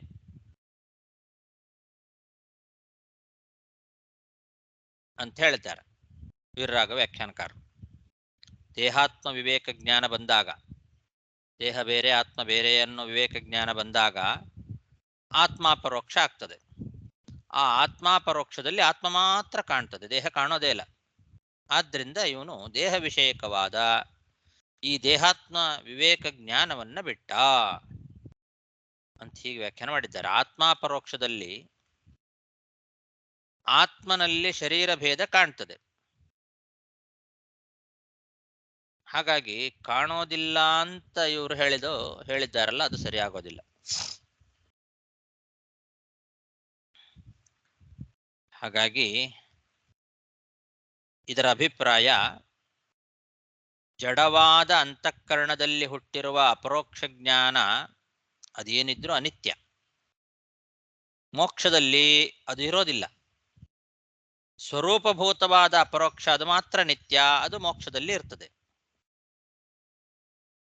ಈಗ ಜೀವನ್ಮುಕ್ತ್ಯವಸ್ಥೆಯಲ್ಲಿಯೂ ಕೂಡ ಅದು ಆವಿರ್ಭೂತ ಆಗಿದ್ರೆ, ಯಾವುದು ಸ್ವರೂಪಭೂತವಾದ ಜ್ಞಾನ ಅದು ಮೋಕ್ಷದಲ್ಲಿ ಮಾತ್ರ ಇರ್ತಕ್ಕಂಥದ್ದು. ಮೋಕ್ಷದಲ್ಲಿಯೂ ಕೂಡ ಇರ್ತಕ್ಕಂತಹ ನಿತ್ಯವಾದ ಜ್ಞಾನ ಅಂದ್ರೆ ಸ್ವರೂಪಭೂತವಾದ ಜ್ಞಾನ. ಅದು ಜೀವನ್ಮುಕ್ತ್ಯವಸ್ಥೆಯಲ್ಲಿಯೂ ಕೂಡ ಆವಿರ್ಭೂತ ಆಗಿದ್ರೆ ಅದರಿಂದಲೇ ಭಗವಂತನನ್ನ ಭಕ್ತಿಯಿಂದ ಉಪಾಸನೆ ಮಾಡೋದು ಬಹಳ ಸುಲಭ. ಈ ಜಡ ಮನಸ್ಸಿನಲ್ಲಿ ಪ್ರಯತ್ನಪೂರ್ವಕವಾಗಿ ಏಕಾಗ್ರತೆಯನ್ನು ತಂದುಕೊಂಡು ಭಗವಂತನನ್ನ ಕಾಣೋ ಅವಶ್ಯಕತೆ ಇಲ್ಲ. ಆವಾಗ ಸ್ವರೂಪಭೂತವಾದ ಜ್ಞಾನವೇ ಆವಿರ್ಭೂತ ಆಗಿ ಬಿಟ್ರೆ. ಆದ್ರಿಂದ ಜ್ಞಾನಿಗಳು ಮನಸ್ಸಿನಿಂದ ಹುಟ್ಟಿದ, ಮನಸ್ಸಿನಲ್ಲಿ ಇರುವ ಅಪರೋಕ್ಷವನ್ನ ಅವರು ಬಳಸ್ಕೊಳ್ಳೋದಿಲ್ಲ ಅವಾಗ. ಹಾಗಾಗಿ ಅದನ್ನ ಬಿಟ್ಟ ಅಂತ ಅರ್ಥ. ಮನಸ್ಸಿನಲ್ಲಿ ಇರುವ ಆ ಒಂದು ಅಪರೋಕ್ಷವನ್ನ ಬಿಟ್ಟ. ಯಾಕಂದ್ರೆ ಅದರ ಅವಶ್ಯಕತೆ ಇಲ್ಲ. ಸ್ವರೂಪಭೂತವಾದ ಜ್ಞಾನವೇ ಆವಿರ್ಭೂತ ಆಗಿಬಿಟ್ಟಾಗ ಮನಸ್ಸಿನಲ್ಲಿ ಹುಟ್ಟಿದ ಅಪರೋಕ್ಷ ಏನಿದೆ ಅದರ ಅವಶ್ಯಕತೆ ಇರೋದಿಲ್ಲ. ಆ ಕಾರಣದಿಂದ ಅದನ್ನ ಬಿಟ್ಟ ಅಂತ ಹಾಗೆ ಅಭಿಪ್ರಾಯ ಈ ಭಾಗವತದ್ದು. ಇದು ಹೇಗೆ ಗೊತ್ತಾಗ್ತದೆ ಅಂತಂದ್ರೆ, ಮಧ್ವಾಚಾರ್ಯರು ಬ್ರಹ್ಮತರ್ಕದ ವಾಕ್ಯವನ್ನ ಇಲ್ಲಿ ಆಧಾರವಾಗಿ ತೋರಿಸಿದ್ದಾರೆ. ಈ ವಿಷಯಕ್ಕೆ ಸಂಬಂಧಪಟ್ಟಂತೆ ಬ್ರಹ್ಮತರ್ಕದಲ್ಲಿ ಅಪರೋಕ್ಷತೆಯ ವೃತ್ತಿಜ್ಞಾನ ಭೇದ ನಿರೀಕ್ಷಣಂ ಸ್ವರೂಪಜ್ಞಾನ ಸಂಸ್ಥಿತ್ಯ ಜ್ಞಾನ ತ್ಯಾಗ ಉದೀರ್ಯತೆ ಸ್ವರೂಪಜ್ಞಾನತಃ ಸಮ್ಯಗ್ ರತಿರ್ವಿಷ್ಣು ಕಥಾಸು ಚ ಇತಿ ಬ್ರಹ್ಮತರ್ಕೆ. ವೃತ್ತಿಜ್ಞಾನ, ಜಡವಾದ ಅಂತಃಕರಣದ ಪರಿಣಾಮ ರೂಪವಾದ ಅಪರೋಕ್ಷ ಜ್ಞಾನ ಏನಿದೆ ಅದು ಸ್ವರೂಪಭೂತವಾದ ಜ್ಞಾನಕ್ಕಿಂತ ಭಿನ್ನ ಅಂತ ಜ್ಞಾನಿಗೆ ಮೊದಲಿಗೆ ತಿಳಿದಿದ್ರೂ ಕೂಡ ಸ್ವರೂಪಭೂತವಾದ ಜ್ಞಾನ ಆವಿರ್ಭೂತವಾದಾಗ ನಿತ್ಯವಾದ ಆ ಸ್ವರೂಪಭೂತವಾದ ಜ್ಞಾನಕ್ಕೂ ಈ ನಶ್ವರವಾದ ಜಡವಾದ ಅಪರೋಕ್ಷಕ್ಕೂ ಬಹಳ ಅಂತರ ಇದೆ ಅಂತ ಆ ಅಪರೋಕ್ಷದಲ್ಲಿ ಅವನು ಕಾಣ್ತಾನೆ. ಇದನ್ನೇ ಜಡ ಅಪರೋಕ್ಷದ ತ್ಯಾಗ ಅಂತ ಕರೀತಾರೆ ಅಂತ ಈ ರೀತಿ ಬ್ರಹ್ಮತರ್ಕ ತಿಳಿತಾ ಇದೆ. ಆ ಜ್ಞಾನಕ್ಕೂ ಈ ನಶ್ವರವಾದ ಅಪರೋಕ್ಷಕ್ಕೂ ಬಹಳ ಅಂತರ ಇದೆ ಅಂತ ತಿಳ್ಕೊಳ್ತಾನೆ, ಅಪರೋಕ್ಷವಾಗೇ ಕಾಣ್ತಾನೆ. ಮತ್ತೆ ಸ್ವರೂಪಭೂತವಾದ ಜ್ಞಾನದಿಂದಲೇ ಚೆನ್ನಾಗಿ ಭಗವತ್ ಕಥಾಶ್ರವಣಾದಿಗಳಲ್ಲಿ ಆಸಕ್ತಿ ಬರೋದ್ರಿಂದ ಜಡವಾದ ಅಪರೋಕ್ಷವನ್ನು ಅದಕ್ಕೆ ಬಳಸ್ಕೊಳ್ಳೋದಿಲ್ಲ. ಇದು ಕೂಡ ಒಂದು ತ್ಯಾಗ ಅಂತ ಕರೆಸ್ಕೊಳ್ತದೆ ಅಂತ. ಸ್ವರೂಪಜ್ಞಾನತಃ ಸಮ್ಯಗ್ರತಿ ವಿಷ್ಣು ಕಥಾಸು ಚ ಜ್ಞಾನತ್ಯಾಗ ಉದೀರ್ಯತೆ ಅಂತ ಹೀಗೆ ಬ್ರಹ್ಮತರ್ಕದ ವಾಕ್ಯವನ್ನು ಉದಾಹರಿಸಿ ಪ್ರಕೃತದಲ್ಲಿ ಜ್ಞಾನತ್ಯಾಗ ಮಾಡಿದ, ಅಪರೋಕ್ಷ ಜ್ಞಾನವನ್ನ ಮನಸ್ಸಿನಲ್ಲಿರುವ ಅಪರೋಕ್ಷ ಜ್ಞಾನವನ್ನ ತ್ಯಾಗ ಮಾಡಿದ ಅಂತಂದ್ರೆ ಏನರ್ಥ? ಅದು ಅನಿತ್ಯ, ನಶ್ವರ ಅನ್ನೋ ಕಾರಣದಿಂದ ಸ್ವರೂಪಭೂತವಾದ ಯಾವ ಅಪರೋಕ್ಷ ಇದೆ ಅದು ಮಾತ್ರ ನಿತ್ಯ ಅಂತದನ್ನು ಚೆನ್ನಾಗಿ ತಿಳ್ಕೊಂಡ ಅದರಿಂದಲೇ ಬಹಳ ಸುಲಭವಾಗಿ ಭಗವಂತನ ಉಪಾಸನೆಯನ್ನ ಮಾಡಲಿಕ್ಕೆ ಬರ್ತದೆ. ಆದ್ದರಿಂದ ಈ ಜಡ ಮನಸ್ಸಿನಲ್ಲಿ ಇರುವ ಅಪರೋಕ್ಷವನ್ನು ಕೂಡ ತ್ಯಾಗ ಮಾಡಿದ. ಅದು ಅನಪೇಕ್ಷಿತ ಅಂತ ಹೇಳಿ ಭಾವಿಸಿದ ಅಂತ ಅರ್ಥ. ಅದರ ಅಪೇಕ್ಷೆ ಇಲ್ಲ ಅಂತ ತಿಳ್ಕೊಂಡ. ಗುರುಗಳು ತ್ಯಾಗ ಮಾಡಿದ ಅಂಬೋದು ಹೇಗೆ? ಈಗ ನಾವು ಪದಾರ್ಥಗಳು ತ್ಯಾಗ ಮಾಡ್ತೇವಲ್ಲ, ಈಗ ಇಲ್ಲಿ ಚಾತುರ್ಮಾಸ ಮತ್ತೆ ಈ ವಿಷಯಗಳಲ್ಲಿ ಅದು ಹೇಗೆ ಮಾಡೋದು ಇಲ್ಲಿಗೆ? ಅಂದ್ರೆ ಅದು ಬೇಕಾಗಿಲ್ಲ. ಈಗ ಮನಸ್ಸಿನಿಂದ, ಜಡವಾದ ಮನಸ್ಸಿನಿಂದ ಬಂದು ಭಗವಂತನ ಅಪರೋಕ್ಷ ಏನು ಬಂತು, ಆ ಅಪರೋಕ್ಷ ಬೇಕಾಗಿಲ್ಲ ಅಂತ ಅದನ್ನ ಬಿಟ್ಟ. ಸ್ವರೂಪಭೂತವಾದ ಇನ್ನೊಂದು ಅಪರೋಕ್ಷ ಏನು ಬಂದಿತ್ತಲ್ಲ ಅವನಿಗೆ, ಅದನ್ನಿಟ್ಟುಕೊಂಡು ಅದರಿಂದಲೇ ಉಪಾಸನೆಯನ್ನ ಮಾಡ್ತಾ ಬಂದ. ಅದನ್ನು ಉಪಯೋಗಿಸ್ಕೊಂಡ ತನ್ನ ಉಪಾಸನೆಗೆ. ಭಗವಂತನನ್ನ ಉಪಾಸನೆ ಮಾಡಲಿಕ್ಕೆ ತನಗೆ ಎರಡು ಅಪರೋಕ್ಷಗಳಿದೆ ಇವಾಗ. ಒಂದು ಜಡವಾದ ಮನಸ್ಸಿನಿಂದ ಹುಟ್ಟಿದ ಅಪರೋಕ್ಷ, ಇನ್ನೊಂದು ಸ್ವರೂಪಭೂತವಾದ ಅಪರೋಕ್ಷವೇ ಆವಿರ್ಭೂತವಾಗಿದೆ. ಹುಟ್ಟಿದೆ ಅಂದ್ರೇನು? ಆವಿರ್ಭೂತವಾಗಿದೆ. ಆ ಎರಡರಲ್ಲಿ ಈ ಜಡವಾದ ಮನಸ್ಸಿನಲ್ಲಿ ಹುಟ್ಟಿದ ಅಪರೋಕ್ಷ ಏನಿದೆ, ಇದುವರೆಗೂ ಅದನ್ನೇ ಮಾಡ್ತಿದ್ದ. ಅದು ಇವಾಗ ಬೇಡ ಅಂತ ಅದನ್ನ ತ್ಯಾಗ ಮಾಡಿದ. ಅಂದ್ರೆ ಅದರ ಅಪೇಕ್ಷೆ ಇಲ್ಲ ಅಂತ ಅದನ್ನ ಬಿಟ್ಟು ಸ್ವರೂಪಭೂತವಾದ ಅಪರೋಕ್ಷ ಏನು ಸ್ಪಷ್ಟವಾಗಿ ಭಗವಂತನ ಜ್ಞಾನವನ್ನ ತೋರಿಸ್ತಾ ಇತ್ತು, ಅದನ್ನೇ ಯೂಸ್ ಮಾಡಿಕೊಂಡು ಉಪಾಸನೆ ಮಾಡ್ಲಿಕ್ಕೆ ಪ್ರಾರಂಭ ಮಾಡಿದ. ಇದನ್ನ ಬಿಟ್ಟು ಬಿಟ್ಟ ಅಂತ ಹಾಗರ್ಥ. ಅಲ್ಲ, ಇದು ನಮ್ಗೆ ಇನ್ನು ಕ್ಲಿಯರ್ ಆಗಿಲ್ಲ. ಇದು ಬಿಟ್ಟ ಅಂತಂದ್ರೆ ಹೇಗೆ? ಮನಸ್ಸಿನಲ್ಲಿ ಈಗ ನೀವು ಕಣ್ಣು ಮುಚ್ಚಿಕೊಳ್ಳಿ. ನೀವು ಹೊರಗಿಂದೇ ವಿಚಾರ ಮಾಡ್ತಾ ಇದ್ದೀರಿ. ಕಣ್ಣು ಮುಚ್ಚಿಕೊಂಡು ಎರಡು ವಸ್ತುಗಳನ್ನ ನೀವು ನೋಡ್ರಿ. ಯಾವ್ದಾದ್ರು ಎರಡು ವಸ್ತುಗಳನ್ನ ನೀವು ನೋಡ್ರಿ. ನಮಗದು ಅನುಭವಕ್ಕೆ ಬರೋದಿಲ್ಲ, ಸುಮ್ಮನೆ ಒಂದು ಎಕ್ಸಾಂಪಲ್ ಅನುಭವಕ್ಕೆ ಬರೋ ಹಾಗೆ ನಿಮಗೆ ಹೇಳ್ತೇನೆ. ಯಾವ್ದಾದ್ರು ಎರಡು ವಸ್ತುಗಳನ್ನ ನೀವು ಮನಸ್ಸಿನಲ್ಲಿ ತಂದುಕೊಳ್ರಿ. ಆ ಎರಡು ವಸ್ತುಗಳಲ್ಲಿ ಯಾವುದು ಸ್ಪಷ್ಟವಾಗಿ ನಿಮಗೆ ಕಾಣಿಸ್ತಾ ಇದೆಯೋ ಆ ಸ್ಪಷ್ಟವಾಗಿರೋದನ್ನ ಇಟ್ಟುಕೊಂಡು ಅಸ್ಪಷ್ಟವಾಗಿ ನಿಮಗೆ ಕಾಣಿಸ್ತಾ ಇರೋದನ್ನ ಮರ್ತು ಬಿಡ್ರಿ. ಬಿಡೋದು ಅಂದ್ರೆ ಮರ್ತು ಬಿಡೋದು. ಅದನ್ನ ಹೆಚ್ಚು ವಿಚಾರ ಮಾಡ್ಲಿಕ್ಕೆ ಹೋಗ್ಬೇಡ್ರಿ. ಎರಡು ವಸ್ತುಗಳನ್ನು ವಿಚಾರ ಮಾಡ್ತಾ ಇರ್ತೀರಿ, ಒಂದ್ಸಲ ಅದು ಒಂದ್ಸಲ ಇದು. ಆವಾಗ ಯಾವುದು ಸ್ಪಷ್ಟವಾಗಿ ನಿಮಗೆ ಕಾಣಿಸ್ಲಿಕ್ಕೆ ಪ್ರಾರಂಭ ಆಗ್ತದೋ ಅದನ್ನ ಮಾತ್ರ ವಿಚಾರ ಮಾಡ್ತಾ ಹೋಗಿ. ಅಸ್ಪಷ್ಟವಾಗಿದ್ದದನ್ನ ವಿಚಾರ ಮಾಡೋದು ಬಿಟ್ಬಿಡ್ತೀರಿ. ಈ ವಿಚಾರ ಮಾಡೋದು ಬಿಡೋದು, ಉಪಾಸನೆ ಮಾಡೋದನ್ನು ಬಿಡ್ತೀವಿ ಅಂತೀವಲ್ಲ, ಅದನ್ನೇ ತ್ಯಾಗ ಅಂತ ಕರೆಯೋದು. ಎರಡನ್ನೂ ವಿಚಾರ ಮಾಡ್ಬೇಡ್ರಿ, ಯಾವ್ದಾದ್ರು ಒಂದು ವಿಚಾರ ಮಾಡ್ರಿ ಅಂತೇವಲ್ಲ. ನೀವು ಹಂಗೂ ವಿಚಾರ ಮಾಡ್ತಾ ಇದ್ದೀರಿ, ಹಿಂಗೂ ವಿಚಾರ ಮಾಡ್ತಾ ಇದ್ದೀರಿ. ಹಾಗೆ ಮಾಡ್ಬೇಡ್ರಿ, ಒಂದು ಬಿಟ್ಟು ಬಿಡ್ರಿ ಅಂತೀವಲ್ಲ, ಅದು ಬಿಡೋದು ಅಂದ್ರೆ ಹಾಗೆ. ಇವಾಗ ಈ ಜಡ ಮತ್ತೆ ನಿತ್ಯವಾದ ಅಪರೋಕ್ಷ ಜ್ಞಾನ ಅಂಬೋದು ಎಲ್ರಿಗೂ ಬರ್ತಾ? ಯಾರ್ಯಾರು? ಇಲ್ಲ ಎಲ್ರಿಗೂ ಅಂದ್ರೆ ಅಪರೋಕ್ಷ ಜ್ಞಾನಿಗಳಿಗೆ. ಇದು ಅಪರೋಕ್ಷ ಜ್ಞಾನಿಗಳಿಗೂ ಕೂಡ, ಎಲ್ರಿಗೂ ಅಲ್ಲ. ಇವನು ಮೊದಲೇ ಅಪರೋಕ್ಷ ಜ್ಞಾನಿ ಇವನು. ಆದ್ರೆ ಅದು ತಿರೋಹಿತ ಆಗಿರುತ್ತೆ. ಅವತಾರ ಕಾಲದಲ್ಲಿ ಅಪರೋಕ್ಷ ಜ್ಞಾನ ಅಂತನ್ನೋದು ತಿರೋಹಿತವಾಗಿರುತ್ತೆ ಕೆಲವು ಸಲ. ಅವರು ಮತ್ತೆ ಉಪಾಸನೆಯನ್ನ ಮಾಡಿ ಮಾಡಿ ಮಾಡಿ ಈಗೇನು ತಪಸ್ಸು ಮಾಡಿದ್ನಲ್ಲ ಇವನು, ಇದರಿಂದ ಅವನಿಗೆ ಅವನ ಅಪರೋಕ್ಷ ಅಂತನ್ನೋದು ಅವನಿಗೆ ತಿರೋಹಿತವಾದಿದ್ದು ಆವಿರ್ಭೂತ ಆಯ್ತು. ಆವಿರ್ಭೂತ ಆಗುವಾಗ ತನ್ನ ಸ್ವರೂಪಭೂತವಾದ ಜ್ಞಾನವೇ ಆವಿರ್ಭೂತ ಆಯ್ತು.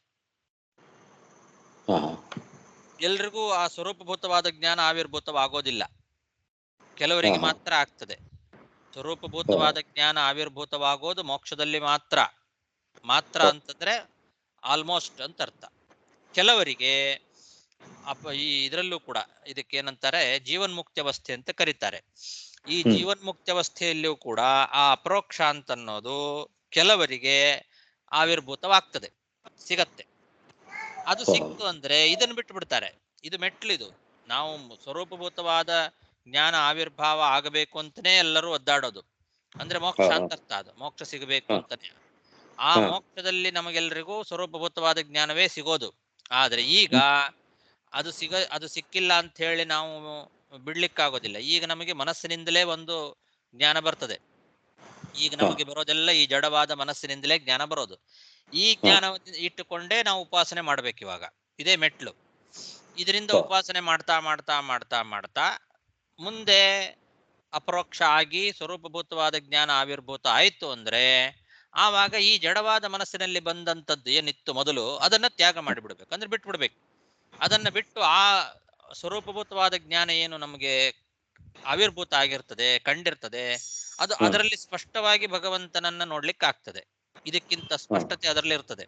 ಅದಕ್ಕೋಸ್ಕರ ಇದನ್ನ ಬಿಟ್ಟು ಅದನ್ನೇ ಯೂಸ್ ಮಾಡಿಕೊಂಡು ಆ ಸ್ವರೂಪಭೂತವಾದ ಜ್ಞಾನದಿಂದಲೇ ಉಪಾಸನೆಯನ್ನು ಮುಂದುವರಿಸಬೇಕು. ಮಾಡೋದಷ್ಟು ಜಡದಿಂದ ಮನಸ್ಸುಂಬ ಜಡದಿಂದವೇ ಮಾಡ್ತಾ ಇದ್ದೆವು. ಜಡವಾದ ಮನಸ್ಸಿನ ಹೌದು ಹೌದು. ಇವಾಗ ನಮಗೆ ಬರೋ ಎಲ್ಲಾ ಜ್ಞಾನಗಳು ಕೂಡ ಜಡವಾದ ಅಂತಃಕರಣದಿಂದಲೇ ಬರೋದು. ಅಪರೋಕ್ಷ ಜ್ಞಾನ ಬಂದು ಜಡ ಮನಸ್ಸಲ್ಲಿ ಬಂತು ಅಂದ್ರೆ ಏನರ್ಥ? ಈ ಜಡಾಂಬಾದು ಬಂದು ಪ್ರಾಕೃತ, ಅಪರೋಕ್ಷಾಂಬಾದು ಆ ಒಂದು ದೇವ್ರನ್ನ ನೋಡೋದು ಎಂಬುದು ಅದು ಅಪ್ರಾಕೃತ ಅಲ್ಲವಾ? ಜಡದಲ್ಲಿ ಬಂದು ಅಪ್ರಾಕೃತ ತಿಳಿಯಕ್ ಬಿಡೋದ? ಜಡದಲ್ಲಿ ಬರೋದಿಲ್ಲ ಇವು. ಅದೇ ಹೇಳಿದ್ದು, ಜಡದಲ್ಲಿ ಬಂದದ್ದು ಬೇರೆ, ಸ್ವರೂಪದಲ್ಲಿ ಬಂದದ್ದು ಬೇರೆ. ರೈಟ್. ಸ್ವರೂಪ ಇದೆ ಅಲ್ವಾ ನಮಗೆ, ನಮ್ಮ ಸ್ವರೂಪ, ಆ ಸ್ವರೂಪದಲ್ಲೇ ಆವಿರ್ಭಾವ ಆಗತ್ತೆ ಜ್ಞಾನ. ಇದು ಬಹಳ ರೇರ್, ಎಲ್ರಿಗೂ ಆಗೋದಿಲ್ಲ ಇದು. ಎಲ್ಲಾ ಅಪರೋಕ್ಷ ಜ್ಞಾನಿಗಳಿಗೂ ಆಗೋದಿಲ್ಲ. ಅಪರೋಕ್ಷ ಜ್ಞಾನಿಗಳಿಗೇನೆ ಎಲ್ರಿಗೂ ಆಗುವಂಥದ್ದಲ್ಲ ಇದು. ಸ್ವರೂಪಭೂತವಾದ ಆ ಒಂದು ಜ್ಞಾನ ಮೋಕ್ಷದಲ್ಲೇ ಎಲ್ರಿಗೂ ಆವಿರ್ಭೂತ ಆಗೋದು. ಕೆಲವರಿಗೆ ಇಲ್ಲಿಯೂ ಕೂಡ ಆವಿರ್ಭೂತ ಆಗತ್ತೆ ಉಪಾಸನೆಯನ್ನು ಮಾಡ್ತಾ ಮಾಡ್ತಾ. ಅದಾಯ್ತು ಅಂದ್ರೆ ಇದನ್ನ ಬಿಟ್ಟು ಬಿಡ್ತಾರೆ ಜಡವಾದ ಮನಸ್ಸಿನಲ್ಲಿ. ನಂಗೆ ಏನಲ್ಲಿ ಕ್ಲಾರಿಟಿ ಇಲ್ಲ ಅಂದ್ರೆ ಅಲ್ಲಿ ಜ್ಞಾನ ಅಂದ್ರೆ ದೇವ್ರನ್ನ ನೋಡ್ತಾರ್ಯಾ ಇಲ್ಲ? ಹೌದು, ದೇವರನ್ನ ನೋಡೋದು. ಹಾಗೆ ಅದು ಪ್ರಾಕೃತದಲ್ಲಿ ಬಂದು ಅಪ್ರಾಕೃತ ಹೆಂಗೆ ತಿಳಿಯೋದನ್ನ ಕಲ್ತಾನೆ. ಪ್ರಾಕೃತದಲ್ಲಿ ತಿಳಿಯೋದಲ್ಲ, ಇದು ಸ್ವರೂಪದಲ್ಲೇ ತಿಳಿಯೋದು. ಬಟ್ ಎರಡು ಚಾಯ್ಸ್ ಇಲ್ವಾ? ಒಂದು ಪ್ರಾಕೃತದಲ್ಲಿ ತಿರೀತಾ, ಇನ್ನೊಂದು ಅಪ್ರಾಕೃತ ತಿರೀತಾ. ಆ ಏನ್ ಮಾಡ್ತಾನ ಅದು ಬಂದು ಇದು ಕ್ಲಾರಿಟಿ ಜಾಸ್ತಿ ನಿಮಗೆ ಅಲ್ಲಿ ಇದರಲ್ಲಿ ಸ್ವರೂಪದಲ್ಲಿ ಬರೋ ಕ್ಲಾರಿಟಿ. ಪ್ರಾಕೃತ ಅಪ್ರಾಕೃತ ಅಂತ ಅನ್ನೋದೇನಿದೆಲ್ಲ ಇದು ಇನ್ಸ್ಟ್ರೂಮೆಂಟ್ ಅಂತ ಇಟ್ಕೊಳ್ರಿ. ಸರಿ. ಈಗ ನೀವು ನೋಡ್ತಾ ಇರೋದು ನಿಮ್ಮ ಇದರಿಂದಲೇ, ಸ್ವರೂಪದಿಂದಲೇ ನೋಡೋದು. ನೋಡೋನು ಜೀವನೇ, ನೋಡೋನು ಜೀವ. ಜೀವ ನೋಡ್ಲಿಕ್ಕೆ ಬಳಸಿಕೊಳ್ಳುವಂತಹ ಇನ್ಸ್ಟ್ರೂಮೆಂಟ್ ಇದೆಲ್ಲ, ಅದು ಎರಡಿದೆ. ಒಂದು ಜಡವಾದ ಮನಸ್ಸು, ಇನ್ನೊಂದು ಸ್ವರೂಪಭೂತವಾದ ಮನಸ್ಸು. ಜಡವಾದ ಮನಸ್ಸಿನ ಮೂಲಕವಾಗಿ ಸ್ವರೂಪಭೂತವಾದ ಮನಸ್ಸಿನಿಂದಲೇ ಜೀವನಿಗೆ ಕಾಣೋದು. ಇದು ಕೂಡ ಕಾಣೋದು ಅವನಿಗೇನೆ, ಜೀವನಿಗೇನೆ. ಅವನು ಅಪ್ರಾಕೃತನೇ ಜೀವ. ಜೀವ ಯಾವತ್ತೂ ಅಪ್ರಾಕೃತನೇ. ಅಪ್ರಾಕೃತನಾದ ಜೀವನಿಗೆ ಪ್ರಾಕೃತವಾದ ಜಡವಾದ ಮನಸ್ಸು ಮೊದಲಾದವುಗಳೇನು ಇವಾಗಿದೆ, ಈ ಶರೀರ, ಈ ಜಡವಾದ ಮನಸ್ಸು, ಇದರಿಂದಲೇ ವಿಚಾರ ಮಾಡೋದು, ಇದರಲ್ಲೇ ಕಾಣೋದು ಎಲ್ಲವೂ. ಇದರ ಮೂಲಕವಾಗಿ ಕಾಣೋದು ಯಾರಿಗೆ? ಜೀವನಿಗೆ. ಅವನು ಅಪ್ರಾಕೃತನೇ. ಅವನಿಗೆ ಇದನ್ನ ನೋಡ್ತಾ ನೋಡ್ತಾ ಇದನ್ನೇ ಉಪಾಸನೆ ಮಾಡ್ತಾ ಮಾಡ್ತಾ ಮಾಡ್ತಾ ಆ ಸ್ವರೂಪದಲ್ಲಿ ಏನೊಂದು ಜ್ಞಾನ ಇರುತ್ತಲ್ಲ ಅದು ಇದ್ದಕ್ಕಿದ್ದಂತೆ ಆವಿರ್ಭೂತ ಆಗ್ಬಿಡತ್ತೆ. ಈ ಉಪಾಸನೆ ಜಾಸ್ತಿ ಆದಾಗ, ಈ ಉಪಾಸನೆ ಪರಿಪಕ್ವ ಆಯ್ತು ಅಂದ್ರೆ ತನ್ನ ಸ್ವರೂಪಭೂತವಾದ ಜ್ಞಾನವೇ ಆವಿರ್ಭೂತ ಆಗ್ಬಿಡತ್ತೆ. ಅದು ಆದಾಗ ಅಲ್ಲಿ ಸ್ಪಷ್ಟವಾಗಿ ಭಗವಂತನ ಚಿಂತನೆ ಬರ್ಲಿಕ್ಕೆ ಪ್ರಾರಂಭ ಆಗ. ಇಲ್ಲಾದ್ರೆ ಸ್ವಲ್ಪ ಮಂಜಾಗಿರ್ತದೆ, ಅಷ್ಟು ಕ್ಲಿಯರಿಟಿ ಇರೋದಿಲ್ಲ. ಅಲ್ಲಿ ಸ್ವರೂಪದಲ್ಲಿ ಕಂಡಾಗ ಸ್ಪಷ್ಟತೆ ಬಂದ್ಬಿಡ್ತದೆ. ಆ ಸ್ಪಷ್ಟತೆ ಬಂತು ಅಂದ್ರೆ ಇದು ಅನುಪಯುಕ್ತ. ಆವಾಗ ಇದುವರೆಗೂ ಮಾಡಿದ್ದು ಅದೊಂದು ಮೆಟ್ಲು, ಅದು ಇನ್ಸ್ಟ್ರೂಮೆಂಟ್. ಅದು ಈ ಮೂಲಕವಾಗಿ ಅವನು ಮಾಡ್ತಾ ಹೋಗಿದ್ದ. ಅಲ್ಲೇ ಸ್ವರೂಪಭೂತವಾದ ಮನಸ್ಸಿನಿಂದಲೇ, ಅಂದ್ರೆ ಸ್ವರೂಪಭೂತವಾದ ಮನಸ್ಸು ಅಂದ್ರು, ಸ್ವರೂಪಭೂತವಾದ ಸಾಕ್ಷಿ ಅಂದ್ರು, ಸ್ವರೂಪಭೂತವಾದ ಜೀವ ಅಂದ್ರು ಒಂದೇ. ಅದು ಸ್ವರೂಪ ಅಂದ್ರೆ ಒಂದೇ ಅಂತ ಅರ್ಥ. ಅವನ ಸ್ವರೂಪದಲ್ಲೇ ಆ ಅಪರೋಕ್ಷ ಅಂತ ಅನ್ನೋದು ಬಂದಾಗ ಅದರಿಂದಲೇ ಬಹಳ ಸುಲಭ ಆಗಿಬಿಡತ್ತೆ. ಅದರಿಂದ ಬಹಳ ಸುಲಭ ಆಗತ್ತಾದ್ರಿಂದ ಭಗವಂತನನ್ನ ಧ್ಯಾನ ಮಾಡೋದು. ಅದಕ್ಕೆ ಮುಂಚೆ ಬಂದಂತಹ ಈ ಜಡವಾದ ಮನಸ್ಸಿನಲ್ಲಿ ಕಂಡಂತಹ ಯಾವ ಅಪರೋಕ್ಷ ಇತ್ತು ಅದನ್ನು ಉಪಯೋಗಿಸ್ಕೊಳ್ಳೋದಿಲ್ಲ ಅಂತ ಅರ್ಥ. ಅದರ ಅವಶ್ಯಕತೆ ಇಲ್ಲ ಅಂತ ಹೇಳಿ ಜ್ಞಾನಿಗಳು ಮಾನಸವಾದ ಅಪರೋಕ್ಷವನ್ನ ಬಿಟ್ಟು ಬಿಡ್ತಾರೆ. ಜಡವಾದ ಮನಸ್ಸಿನಲ್ಲಿ ಬಂದ ಅಪರೋಕ್ಷವನ್ನ ಬಳಸ್ಕೊಳ್ಳೋದಿಲ್ಲ ಅಂತ ಅರ್ಥ ಆ ಉಪಾಸನೆಗೆ. ಓಕೆ, ಅರ್ಥ ಆಯ್ತು ಸರ್. ನಂಗೆ ಎಲ್ಲಿ ಇನ್ನೂ ಕ್ಲಾರಿಟಿ ಅಂದ್ರೆ, ಈ ಜೀವ ಸ್ವರೂಪ ಬಂದು ತನ್ನ ಸ್ವರೂಪದಲ್ಲಿ ನೋಡ್ತಾಣ, ಇನ್ನೊಂದು ಬಂದು ಈ ಜಡವಾದ ಮನಸ್ಸಲ್ಲಿ ನೋಡ್ತಾಣ ಎಂಬ ಒಂದು ಮಾತು ಹೇಳ್ತೀರಿ ನೀವು. ಅದು ಅರ್ಥ ಆಯ್ತು ನಂಗೆ. ಈ ಸ್ವರೂಪ ಜೀವ ಬಂದು ಅಪರೋಕ್ಷ ಎಂಬ ಅದು ಬಂದು ಜಡ ಮನಸ್ಸಲ್ಲಿ ಬಂದು ಅಪ್ರಾಕೃತವಾದ ದೇವ್ರನ್ನ ಬಂದು ನೋಡಾಕ ಶಕ್ತಿ ಇದೆಯಾ ಅಂತ ಕೇಳ್ತಾನೆ. ಅಲ್ಲಿ ಇಲ್ಲ. ದೇವ್ ಜಡವಾದ ಮನಸ್ಸಿನಲ್ಲಿ ಜಡವಾದ ಮನಸ್ಸಿನಲ್ಲಿ ಈ ಸ್ವರೂಪದಲ್ಲಿರುವ ಕಣ್ಣಿನಿಂದ ಅವ ಬಂದು ಜಡವಾದ ಮನಸ್ಸಲ್ಲಿರುವ ಅಪರೋಕ್ಷನ ನೋಡ್ತಾನ, ಮತ್ತು ಸ್ವರೂಪದಲ್ಲಿರುವ ಜೀವ ಸ್ವರೂಪದಲ್ಲಿರೋ ಮನಸ್ಸಲ್ಲಿ ನೋಡ್ತಾನ. ಎರಡು ಚಾಯ್ಸ್ ಬರ್ತಲ್ಲ ಅಲ್ಲಿ ಅವನಿಗೆ. ಹೌದು. ಈ ಸ್ವರೂಪ ಜೀವ ಜಡವಾದ ಮನಸ್ಸಲ್ಲಿ ಬಂದು ಅಪ್ರಾಕೃತವಾದ ದೇವ್ರನ್ನ ನೋಡ್ತಾನ ಎಂಬಾಕ ಅಲ್ಲಿ ಆ ತರ ಮಾಡಾಕ ಮುಡಿಯಾದ ಅಂತ. ಅಪ್ರಾಕೃತವಾದ ದೇವ್ರನ್ನ ದೇವರು ಯಾವಾಗ್ಲೂ ಅಪ್ರಾಕೃತನೇ ಅಲ್ವಾ? ಒಂದು ಅವನನ್ನ ನೋಡೋದು ಅಂದ್ರೆ ಏನರ್ಥ? ಅಪ್ರಾಕೃತವಾದ ದೇವರನ್ನ ನೋಡೋದು ಅಂತಾನೆ ಆಯ್ತಲ್ಲ.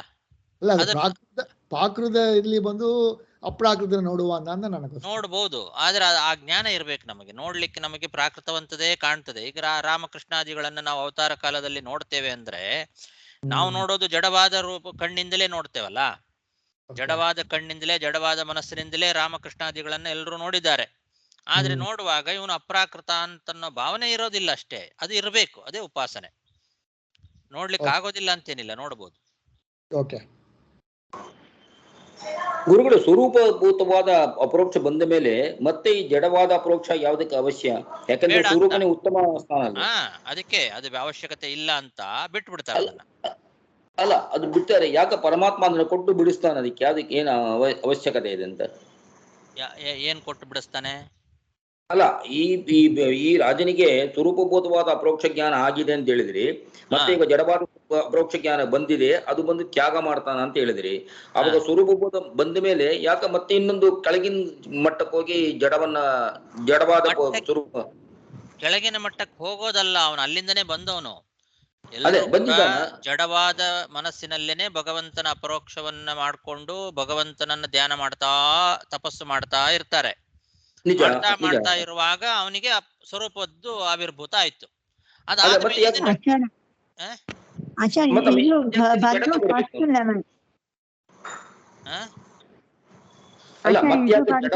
ಒಂದ್ ನಿಮಿಷ, ಒಬ್ರು ಕೇಳಿ. ಒಂದ್ ನಿಮಿಷ. ಅಲ್ಲ, ಮತ್ತೆ ಯಾಕೆ ಜಡವಾದ ಸ್ವರೂಪ ಅಪರೋಕ್ಷ ಜ್ಞಾನಕ್ಕೆ ಮತ್ತೆ ತಿರುಗಿ ಬಂದು ಮತ್ತೆ ಬೇಡ ಅಂತ ತ್ಯಾಗ ಮಾಡಬೇಕು ಅಂತ ನಾನು ಕೇಳ್ತೇನೆ. ಬಂದು ಅಂತ ಯಾಕಂತೀರಿ? ಅಲ್ಲೇ ಇದ್ದಾನ ಅವನು, ಅಲ್ಲಿಂದಲೇ ಹೋದವನು ಅಲ್ಲೇ ಇದ್ದಾನೆ. ಅದನ್ನ ಮತ್ತೆ ವಾಪಸ್ ಬರೋದಲ್ಲ ಅದು. ಎರಡು ಒಟ್ಟೊಟ್ಟಿಗೆ ಪ್ಯಾರಲರ್ ಆಗೇ ಬರ್ತಾ ಇದೆ. ಇದ್ರ ಜೊತೆಗೆ ಅದು ಹೋಗೋದಿಲ್ಲ, ಇದ್ರ ಜೊತೆಗೇನೆ ಅದು ಕಾಣಿಸ್ತು. ಇದಕ್ಕಿದ್ದಂತೆ ಸ್ವರೂಪಭೂತವಾದದ್ದು ಆವಿರ್ಭೂತ ಆಯ್ತು. ಆಚಾರ್ಯ, ಇದು ಫಸ್ಟ್ ಲೆವೆಲ್ ಮನಸ್ಸಿಂದ ಮಾಡೋದು ಚಿಂತನೆ, ಉಪಾಸನೆಯ ಫಸ್ಟ್ ಲೆವೆಲ್. ಮನಸ್ಸಿನ ಜಡವಾದ ಮನಸ್ಸಿನಲ್ಲಿ ಅದು ಬಿಟ್ಟು ನೆಕ್ಸ್ಟ್ ಲೆವೆಲ್ ಹೋಗ್ತೇವೆ ನಾವು. ಹೌದು, ಆ ಲೆವೆಲ್ ಬಂದಾಗ ಮತ್ತೆ ಅವರು ಕೆಳಗೆ ಯಾಕೆ ಬಂದ ಅಂತ ಕೇಳ್ತಾರೆ. ಬರೋದಿಲ್ಲವೇ ಇಲ್ಲ, ಅದು ಇದ್ದೇ ಇರ್ತದೆ. ಕೆಳಗೆ ಬರೋದು ಅಂತಿಲ್ಲ, ಅದು ಮನಸ್ಸಿನಲ್ಲಿ ಕಾಣಿಸ್ತಾ ಇರ್ತದೆ. ಅದ್ರ ಜೊತೆಗೇನೆ ಸ್ವರೂಪಭೂತವಾದದ್ದು ಕಾಣ್ತದೆ. ಸ್ವರೂಪಭೂತವಾದದ್ದು ಕಾಣ್ತಾ ಇದೆ ಅಲ್ಲ ಅಂದ ಮೇಲೆ ಇದು ಯಾಕೆ ನನಗ್ ಬೇಕು ಅಂತ ಆ ಕಡೆ ಹೆಚ್ಚು ಗಮನ ಕೊಡೋದಿಲ್ಲ, ಅವನು ಬಿಟ್ಟು ಬಿಡ್ತಾನೆ ಅದನ್ನ. ಎರಡು ಜೊತೆಗೆ ಹೋಗ್ತಾ ಇರ್ತೇನೆ. ಎರಡು ಜೊತೆಗೆ ಅದೇ ನಾನು ಹೇಳಿದ್ನಲ್ಲ, ಒಂದು ನಿಮ್ಮ ಮನಸ್ಸು ಕಣ್ಣು ಮುಚ್ಚಿಕೊಂಡು ನೋಡಿದಾಗ ಎರಡು ವಸ್ತುಗಳು ಒಟ್ಟಿಗೆ ಕಾಣ್ತಾ ಇದೆ. ಆಚಾರ್ಯ ಹೇಳ್ತಾರೆ, ಒಂದು 5 ಲೆವೆಲ್ ಉಂಟು ಕಾಣ್ತದೆ. ಫಸ್ಟ್ ಲೆವೆಲ್ ಬಂದು ನಮ್ಮ ಮಾನವ ಜನ್ಮದು ಆ ಮನಸ್ಸಿಂದ ಮಾಡುದು. ಮತ್ತೆ ನೆಕ್ಸ್ಟ್ ಪೂರ್ತಿ ತಪ್ಪಿ ಹೋಗುದು, ಅದೆಲ್ಲ ಒಂದು ಲೆವೆಲ್ ಉಂಟಲ್ಲ. ಅದೆಲ್ಲ ನಮಗೆಲ್ಲ ದೊಡ್ಡವರಿಗೆ ಮಾತ್ರ. ಅದೇ ಇದು ಫಸ್ಟ್ ಲೆವೆಲ್ ನೀವು ಹೇಳಿದ್ದು. ನೆಕ್ಸ್ಟ್ ಲೆವೆಲ್ ಹೋಗುವಾಗ ಇದು ಬಿಟ್ಟು ಹೋಗ್ತದೆ.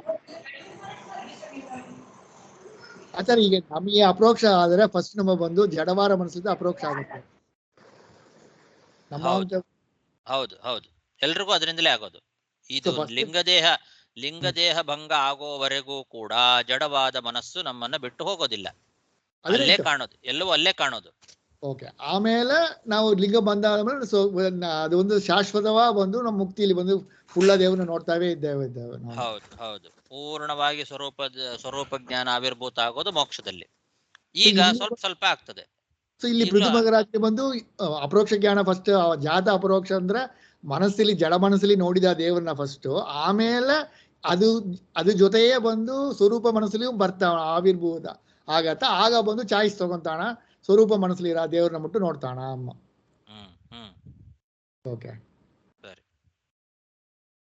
ಆಚಾರ್ಯ, ಇದು ತುಂಬಾ ಸ್ವಾರಸ್ಯವಾಗಿತ್ತು ಇದು. ಒಬ್ಬರಿಗೆ ಬಂದು ಸ್ವರೂಪ, ನಾವು ಇದು ಯುಕ್ತಿಮಲ್ಲ ಕೇಳ್ತಾ ಇದ್ದೇವೆ, ಬಿಕಾಸ್ ರಿಲೇಟೆಡ್ ಆಗಿದೆ ಇದು. ನಾವು ಸ್ವರೂಪದಲ್ಲೇ ಬಂದು ನಮಗೆ ಜ್ಞಾನ ಬರುತ್ತೆ, ಅದೇ ಪ್ರಮಾಣ ನಾವೆಲ್ಲ ನೋಡಿದ್ದೇವೆ, ನೀವೆಲ್ಲ ಹೇಳಿದ್ದೀರಿ ನೀವು. ಅದೇ ನಿಟ್ಟಿನಲ್ಲಿ ಇವನು ಸ್ವರೂಪ ಜ್ಞಾನ ಬರುತ್ತೆ ಅಂದ್ರೆ ಅದು ಅದು ಲಿಂಗ ಶರೀರವೂ ಕಟ್ಟಾಗಿಲ್ಲ, ಇನ್ನೂ ಇದೆ. ಆ ಸ್ವರೂಪದಲ್ಲಿ ಅವನು ಆ ಜ್ಞಾನ ಬಂದು ಅದ್ರಲ್ಲಿ ಇದೆ ಅಂದ್ರೆ ಅದು ಅದು ಅವನು ಇನ್ನೂ ಶರೀರ ಇದೆ, ಲಿಂಗ ಶರೀರ ಹೋಗಿಲ್ಲ. ಆ ಒಂದು ಎಕ್ಸ್ಪೀರಿಯನ್ಸ್ ಒಂದು ಹೇಗೆ ಅದು ಅವನ ಬರುತ್ತೆ. ಲಿಂಗ ಶರೀರ ಭಂಗ ಆಗೋದಕ್ಕಿಂತ ಮುಂಚೆನೂ ಕೂಡ ಸ್ವರೂಪದ್ದು ಆವಿರ್ಭಾವ ಆಗೋದುಂಟು, ನಮಗೆ ಇವತ್ತಿಗೂ ಕೂಡ ಆಗತ್ತೆ. ಕೆಲವು ಸಲ ನಮಗೆ ಈ ಸಂಸಾರದಲ್ಲಿಯೂ ಕೂಡ ನಾವು ಅಲ್ಲಿವರೆಗೂ ಉಪಾಸನೆ ಮಾಡೋದು ಬೇಡ, ಈಗ ನಾವು ಮಲ್ಕೊಂಡಾಗಲೂ ಕೂಡ ಇದೇನಿದೆ, ನಾವು ಸುಷುಪ್ತಿ ಅವಸ್ಥೆಯಲ್ಲಿ ಸ್ವರೂಪ ಜ್ಞಾನವನ್ನು ಕೆಲವು ಸಲ ಸುಖವನ್ನು ಅನುಭವಿಸ್ತೇವೆ ಅಂತಿದೆ. ಆಗ್ಬಾರ್ದು ಅಂತೇನಿಲ್ಲ. ಓಕೆ, ಸೊ ನೀವು ಹೇಳಿದಂಗ ಜೀವನ್ ಮುಕ್ತಿ ಸ್ಟೇಜ್ ಅಲ್ಲಿ ಬಂದು ತುರಿಯ ಸ್ಟೇಜ್ ಅಲ್ಲಿ ಕಾನ್ಶಿಯಸ್ ಇರುವಾಗಲೇ ಬಂದು ಇದು ಸ್ವರೂಪ ಜ್ಞಾನ ಆವಿರ್ಭಾವ ಆಗತ್ತೆ. ಓಕೆ, ತುಂಬಾ ಇದು ಬಹಳ ಬಹಳ ಕ್ಷಣಿಕ ಅದು, ಕ್ಷಣಿಕ. ಓಕೆ, ಅದನ್ನೇ ಉಪಾಸನೆ ಮಾಡ್ತಾ ಮಾಡ್ತಾ ಹಿಡಿದಿಟ್ಟುಕೊಂಡು ಹೆಚ್ಚೆಚ್ಚು ಮಾಡ್ಲಿಕ್ಕೆ ಪ್ರಯತ್ನ ಮಾಡ್ತಾರೆ. ಓಕೆ ಓಕೆ ಸೊ ಪೃಥ್ವಿ ಮಹಾರಾಜಿಗೆ ಬಂದು ಇದು ಇಂಥ ತರ ಸ್ಟೇಜ್ ಬಂದು ಪೃಥ್ವಿ ಮಹಾರಾಜ್ ನೀವು ಜೀವ ಅವನಿಗೆ ಬಂದು ಭಗವಂತನೇ ದೇಹ ಅಂತ ಹೇಳಿದಿರಿ ನೀವು.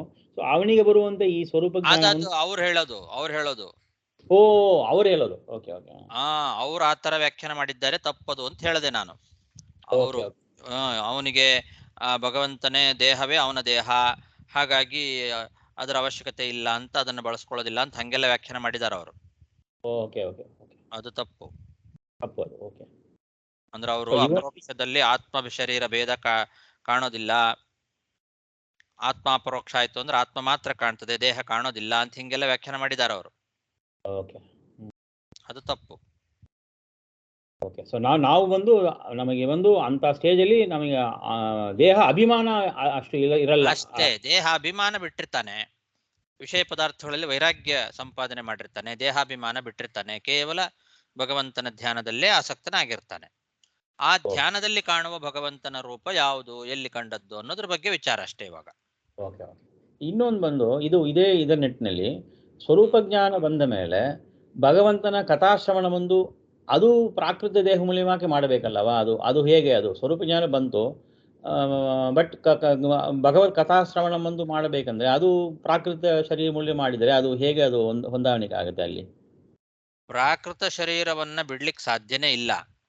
ಲಿಂಗದೇಹ ಭಂಗ ಆಗೋ ತನಕನೂ ಕೂಡ ಅದು ಹೋಗೋದಿಲ್ಲ, ಅದರ ಮೂಲಕವಾಗಿಯೇ ಮಾಡೋದು. ಅದರ ಮೂಲಕವಾಗಿಯೇ ಮಾಡುವಾಗ ಆ ಸ್ವರೂಪಭೂತವಾದದ್ದು ಕೆಲವು ಸಲ ಆವಿರ್ಭೂತವಾಗತ್ತೆ, ಅಷ್ಟೇ ಕಾಣಿಸುತ್ತೆ, ಮಾಡೋದಿದ್ರಿಂದಲೇ.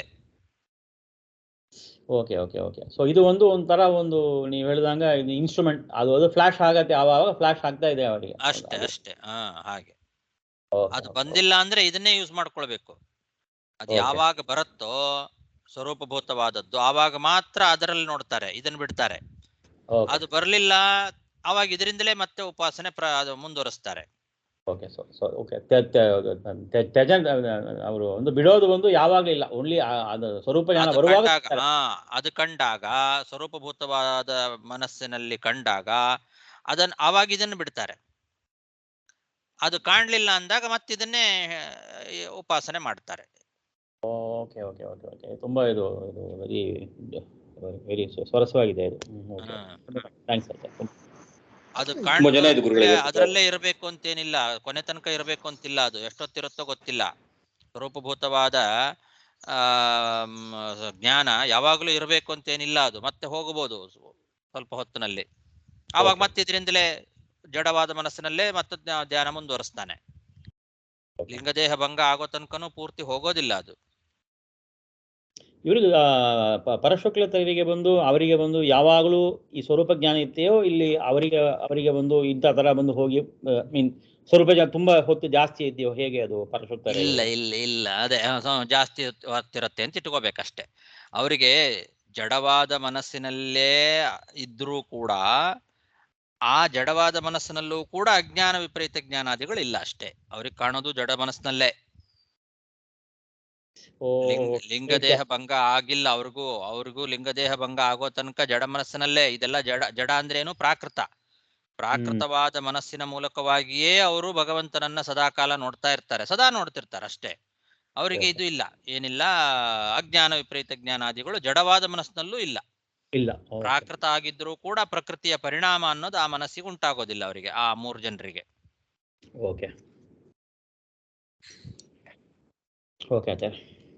ಆಚಾರ್ಯ, ಈ ವ್ಯಾಖ್ಯಾನದಲ್ಲಿ ಆಚಾರ್ಯ ವೃತ್ತಿಜ್ಞಾನ ಅಪರೋಕ್ಷತೆಯ ವೇದ ನಿರೀಕ್ಷಣಂ ವಾಕ್ಯ ಮನೋವೃತ್ತಿ ರೂಪಮಿತಂ ನಶ್ವರಂ ಅತಃ ಸ್ವರೂಪ ಜ್ಞಾನಾತ್ ಭಿನ್ನಂ ಇತಿ ಅಪರೋಕ್ಷೇಣ ಜ್ಞಾನತ್ಯಾಗ ಉದೀರ್ಯತೆ ಇತಿ ಸಂಬಂಧ ಕೊಟ್ಟಿದ್ದಾರೆ. ಅಲ್ಲಿ ಇದೇ ಅರ್ಥ ಇದುವರೆಗೂ ಹೇಳಿದ್ದೆ. ಅದು ಅಲ್ಲಿ ನಶ್ವರಃ ಎಂಬ ಶಬ್ದ ಬಂದು ನಶ್ವರ, ಇದು ಜಡವಾದ ಮನಸ್ಸಿನಿಂದ ಬಂದದ್ದು ಯಾವತ್ತಿದ್ರು ನಶ್ವರನೇ. ಅಂದ್ರೆ ಇವತ್ತೆಲ್ಲ ನಾಳೆ ಹೋಗ್ಲೇಬೇಕಿದು. ಜಡ ಮನಸ್ಸಿನಲ್ಲಿ ಬಂದದ್ದು ಶಾಶ್ವತ ಅಲ್ಲ, ಇದು ನಶ್ವರ. ಯಾಕೆ? ಮೋಕ್ಷ ಆಗುವಾಗ, ವಿರಜಾನದಿ ಸ್ನಾನ ಮಾಡುವಾಗ ಜಡವಾದ ಮನಸ್ಸಿನಲ್ಲಿದ್ದದ್ದೆಲ್ಲವೂ ನಾಶ ಆಗಿಬಿಡತ್ತೆ. ಹಾಗಾಗಿ ಇದು ನಶ್ವರ, ಇದು ಶಾಶ್ವತ ಅಲ್ಲ, ಅದೇ ಶಾಶ್ವತ ಅಂತ ತಿಳಿದು ಈ ನಶ್ವರವಾದದ್ದನ್ನ ತ್ಯಾಗ ಮಾಡ್ತಾನೆ ಅಂತ ಅರ್ಥ.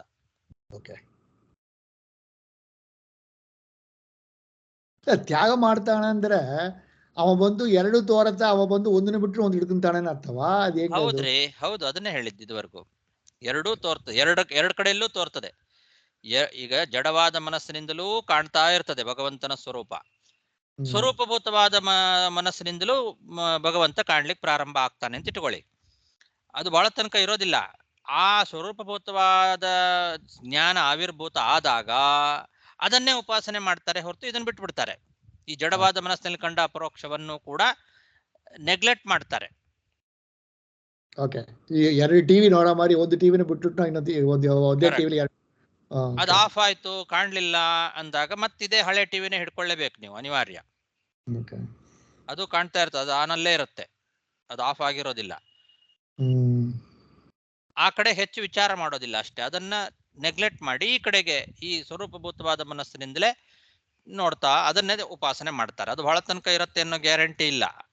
ಯಾವಾಗ ಹೋಗುತ್ತೋ ಆವಾಗ ತಕ್ಷಣ ಇದನ್ನ ಹಿಡ್ಕೋಬೇಕು.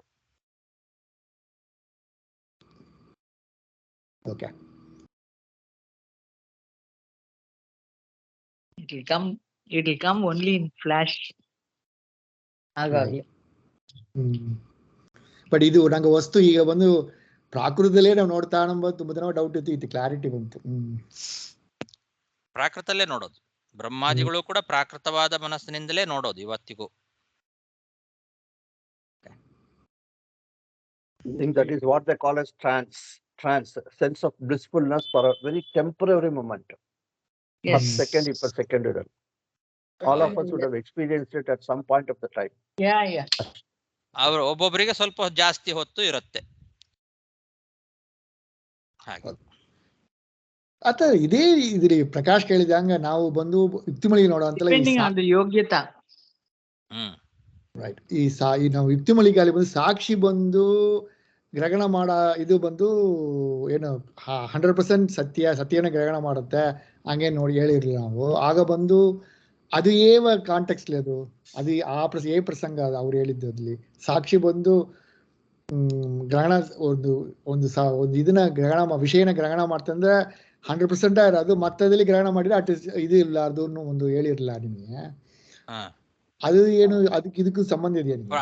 ಅದು ಇದು ಬೇರೆ, ಇದು ಪ್ರಮಾಣದ ಬಗ್ಗೆ. ಅದು ಯಾವುದೇ ಒಂದು ವಸ್ತುವನ್ನು ನೋಡಿದಾಗ ಆ ವಸ್ತು ಇದು ಸತ್ಯ ಅಂತ ಪ್ರಮಾಣ ಸಹಿತವಾಗಿ ಗ್ರಹಣ ಮಾಡ್ತದೆ. ಒಂದು ಎಕ್ಸಾಂಪಲ್ ಕೊಡ್ರಿ. ಸಾಕ್ಷಿಯಿಂದ ಎದುರುಗಡೆ ಒಂದು ತಮ್ಗೆಯಲ್ಲಿ ನೀರಿದೆ. ಸರಿ, ನಾವು ಆ ತಮ್ಗೆಯನ್ನ ನೋಡಿ ಆ ತಮ್ಗೆಯಲ್ಲಿರೋ ನೀರು ಅಂತ ಜ್ಞಾನ ಬರುತ್ತೋ ಇಲ್ಲೋ? ಬರ್ತಾ. ಇದು ನೀರು ಅನ್ನೋ ಜ್ಞಾನ ಏನು ಬಂತಲ್ಲ, ಇದು ಸಾಕ್ಷಿ ಗ್ರಹಣ ಮಾಡಿದ ಜ್ಞಾನ. ಇದು ನೀರು ಅಂತ ಸಾಕ್ಷಿಯಿಂದ ಜ್ಞಾನ ಬಂತು. ಅದು ಬರುವಾಗ ನನಗೇನು ಇದು ನೀರು ಅಂತ ಜ್ಞಾನ ಬಂತು ಅದು ಸತ್ಯವಾದದ್ದೇ, ಇದರಲ್ಲಿ ಯಾವುದೇ ಸಂಶಯ ಇಲ್ಲ ಅನ್ನೋ ರೀತಿಯಲ್ಲೇ ಗ್ರಹಣ ಮಾಡಿಬಿಡತ್ತೆ ಅದನ್ನ ಸಾಕ್ಷಿ. ಮೊದಲು ಗ್ರಹಣ ಮಾಡುವಾಗಲೇ ಇದು ನೀರು ಅಂತ ಜ್ಞಾನ ಬರುವಾಗಲೇನೆ ಇದು ನೀರು ಅನ್ನೋ ಜ್ಞಾನ ಸತ್ಯ ಅಂತಾನೆ ಗ್ರಹಣ ಮಾಡತ್ತೆ. ಇಲ್ಲ ನೀರು ಸಾಕ್ಷಿ ಅಥವಾ ಸಾಕ್ಷಿ ಜಡ ಮನಸ್ಸು ಮೂಲವಾಗಿ ಗ್ರಹಣ ಮಾಡುತ್ತೀಯಾ, ಸಾಕ್ಷಿ ತನ್ನ ಸ್ವರೂಪ ಮನಸ್ಸಿನ ಮೂಲವಾಗಿ ಗ್ರಹಣ ಮಾಡ್ತೀಯ ನಿಮ್ಗೆ? ಅದೇ ಹೆಂಗ ಅರ್ಥ ನನ್ನ ಕ್ವಶ್ಚನ್. ಸಾಕ್ಷಿ ತನ್ನ ತನ್ನ ಸ್ವರೂಪ ಮನಸ್ಸಿನಿಂದ ಗ್ರಹಣ ಮಾಡುತ್ತೀಯಾ, ಇಲ್ಲ ಸಾಕ್ಷಿ ಜಡ ಮನಸ್ಸಿನಿಂದ ಮೂಲವಾಗಿ ಗ್ರಹಣ ಮಾಡ್ತೀಯ? ಅದು ಅದು ಜಡ ಮೂಲಕವಾಗೇ ಮಾಡತ್ತೆ ಅಂತಾನೆ ಹೇಳಬೇಕು. ಓಕೆ. ಈ ಕಣ್ಣಿಂದಲೇ ನಾವು ನೋಡೋದು, ಕಣ್ಣಿಂದಲೇ ನಾವು ಆ ನೀರನ್ನ ನೋಡಿರ್ತೇವೆ. ತನ್ಮೂಲಕವಾಗಿಯೇ ಹೋಗಿ ಸಾಕ್ಷಿ ಅದನ್ನ ಗ್ರಹಣ ಮಾಡ್ತದೆ. ಓಕೆ. ಇದರಿಂದಲೇ ಬರೋದು, ಎಲ್ಲವೂ ಜಡ ಮೂಲಕವಾಗಿಯೇ ಬರೋದು. ಈ ಹೊರಗಿನ ಇಂದ್ರಿಯದಿಂದ ನೋಡಿ ಅದು ಒಳಗಿನ ಇಂದ್ರಿಯಕ್ಕೆ ಹೋಗಿ ಆ ಇಂದ್ರಿಯದಿಂದ ಸಾಕ್ಷಿಗೆ ಹೋಗಿ ಅಲ್ಲಿ ಗ್ರಹಣ ಮಾಡುತ್ತೆ. ಎಲ್ಲ ಬಹಳ ಫಾಸ್ಟ್ ಆಗತ್ತೆ ಮಾತ್ರ, ಅದು ಏನು ಅದರಲ್ಲಿ ತಡ ಇಲ್ಲ. ಆದ್ರೆ ಅಷ್ಟು ಇದು ಇದ್ದೇ ಇದೆ, ಕ್ರಮ ಇದ್ದೇ ಇದೆ. ಮೊದಲು ಹೊರಗಿನ ಕಣ್ಣು, ಆಮೇಲೆ ಅದನ್ನ ಒಳಗಿನ ಕಣ್ಣು, ಆಮೇಲೆ ಸಾಕ್ಷಿ. ಆ ಒಂದು ಆರ್ಡರ್ ಬೇಕೇ ಬೇಕು. ಈ ಕಣ್ಣು ಮುಚ್ಚಿದ್ರೆ, ಹೊರಗಿನ ಕಣ್ಣು ಮುಚ್ಚಿದ್ರೆ ಒಳಗಿಂದು ಗ್ರಹಣ ಮಾಡೋದಿಲ್ಲ ಅವಾಗ. ಆಯ್ತು ಆಯ್ತಾಚಾರ್ಯ.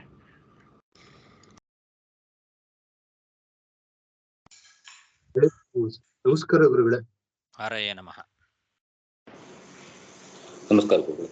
ನಮಸ್ಕಾರ. ಹರೇ ಶ್ರೀನಿವಾಸ. ನಮಸ್ಕಾರ.